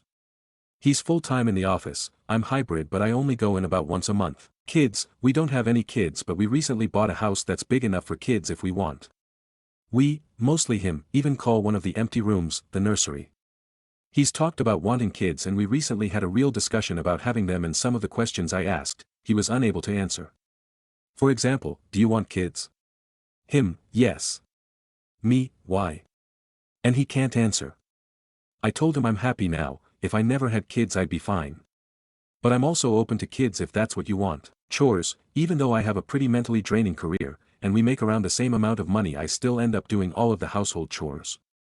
You guys he doesn't do anything unless I ask him to or we get in an argument about it. It's so frustrating because he swears he cleans and I'm like are you serious? We've been in our new home for a year and he's cleaned our primary bathroom once. And by cleaned, I mean he put toilet cleaner in the toilet bowl and scrubbed it with the brush and called it a day. His parents recently came to our house and we needed to clean. We also needed to water fertilized our shrubs in the front yard. I washed dishes scrubbed counters cleaned the bathroom took the trash out swept, vacuumed and mopped all around 4-ish hours and I prepped a charcuterie board and put up a happy birthday sign and balloons. Meanwhile he was watering the ing plants the whole time. Cooking, I cook all the time. If I don't cook, we don't eat. And you guys, he really won't eat. When I first moved in with him he was stick and bones. Like sickly, now he has a decent weight, but he still has this starvation mentality. I will say he has never asked me to cook for him and he swears he doesn't need me to cook but if I don't cook he won't eat. If I cook for myself, I'm not selfish so I'll ask if he wants something too and of course he says yes. So, days where I'm fed up and I starve with him, he won't eat all day, sometimes he'll just get snacks from the kitchen like, as a fitness girly I cannot live off crackers hummus and cheese. That's incredibly unhealthy for anyone even if you don't work out. All of these things drive me insane because how TF can you claim to want kids but don't clean, don't cook, barely take care of the cat we have. Don't make me laugh don't make me feel appreciated and don't make me see *M. I feel like our current lifestyle plus kids would send me straight to a loony bin. I also recently told him, he must be crazy to think I spent 10 years in school to get a high-paying career to be a housewife. I've never given that impression, am I being crazy? He doesn't believe in counseling but I'm feeling crazy because from the outside. Our relationship seems perfect. We make good money, we don't really fight. And he's really a sweet man. But why he does some of the things he does. I thought for a bit, maybe I don't deserve that kind of love. Sweet gestures, a date night every now and then. For him to take me *M once in a while, to make me laugh. So I stepped my game up this past year. Staying cute and pretty. I started getting regular facials, working out daily and my hair as I always done. I started cleaning and cooking all the time. I also started getting him random gifts, planning dates, trips. Because in my head I'm thinking, if I'm doing all the things he loves and he's happy surely he'll feel appreciated and just naturally want to do these things in return but no. I've gotten nothing in return. If anything it's made everything worse because now he expects it from me. It's truly the worst feeling. I just tell myself, at least he's not cheating. He doesn't abuse me. We never really argue. He doesn't raise his voice at me. I should just be happy. Ugh. We're just alive, definitely not living. And we're only getting older. TLDR, for couples who have been together for 10 plus years, have you experienced anything like this? Are you guys still together? What can I do to save my marriage when my husband doesn't try? Stories number 52. AIO for refusing to attend my sister's third wedding after she skipped mine for a cruise. My 32F sister, 35F, is getting married for the third time next month. When I got married 5 years ago, she canceled 2 weeks before to go on a non-refundable girls' trip that she booked after getting my invite. Now she's demanding I take PTO to help with DIY decorations, pay for her bridal shower, since I owe her for missing mine, bring my famous cupcakes, 100 plus servings, as my gift. When I said no, she told our family I'm bitter and can't let go of the past. Our mom says I should be the bigger person because family comes first. AIO. I sent a card and wish her well, but I'm not spending $500 plus in a weekend pretending this is normal. Stories number 53. I once faked having a twin brother for 3 months just to ghost a girl I didn't know how to break up with. I, 29M, honestly don't know why I'm thinking about this today, but it's been eating at me for years. When I was about 23, I dated this girl I met at a party. She was super into me way faster than I expected. After 2 weeks, she was already talking about moving in, naming our future kids, getting matching tattoos, full speed ahead. I didn't have the guts to just tell her it was too much. Instead of ending it like a normal person, I made the worst decision of my life. I pretended to die. Kinda. I created a fake Facebook profile pretending to be my twin brother, let's call him Jake, and messaged her saying that I had tragically passed away in a freak hiking accident. I literally Googled a photo of a random mountain and posted it like it was a memorial. She was devastated. I felt kind of bad, but also a little relieved. I thought that would be the end of it. Nope. She reached out to Jake constantly. At first it was condolences. Then it was weird things like, I think you're the only one who understands my pain, and, can we meet to mourn him together? It got so bad that I had to fake moving across the country for a fresh start, just to shut it down. I kept up the lie for 3 months before finally just deleting everything and disappearing.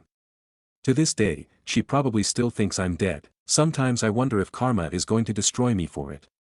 Honestly, I deserve it. Stories number 54. Girl dads, uncles and granddads, help me out. Would you come to a beers and braids night at a brewery to learn how to do your kids' hair? Girl dads, uncles, and granddads, help me out.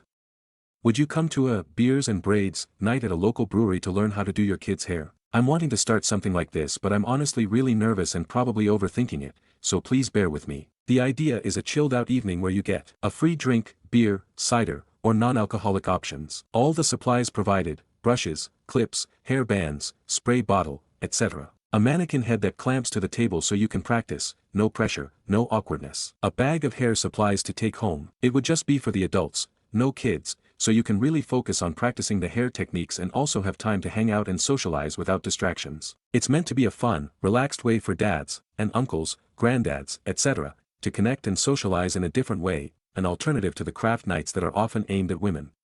A chance to build some confidence with hairstyling, connect with your kids later, and just have a laid-back evening out. Would you actually come to something like this? If not, what would make it better? Thanks for bearing with me, I really appreciate any honest thoughts. Stories number 55. Petty revenge is best served remotely. I worked for a company and one of the employees was a total dick stain. Carl was impossible to work with, and was on his 4th or 5th office mate. Management knew what was happening, and they decided not to move another victim into his office. Carl actually bragged about it, saying, if you're enough of an asshole you'll get a private office. Those were his exact words. He even got a lock put on the office door so he could lock it when he wasn't in it.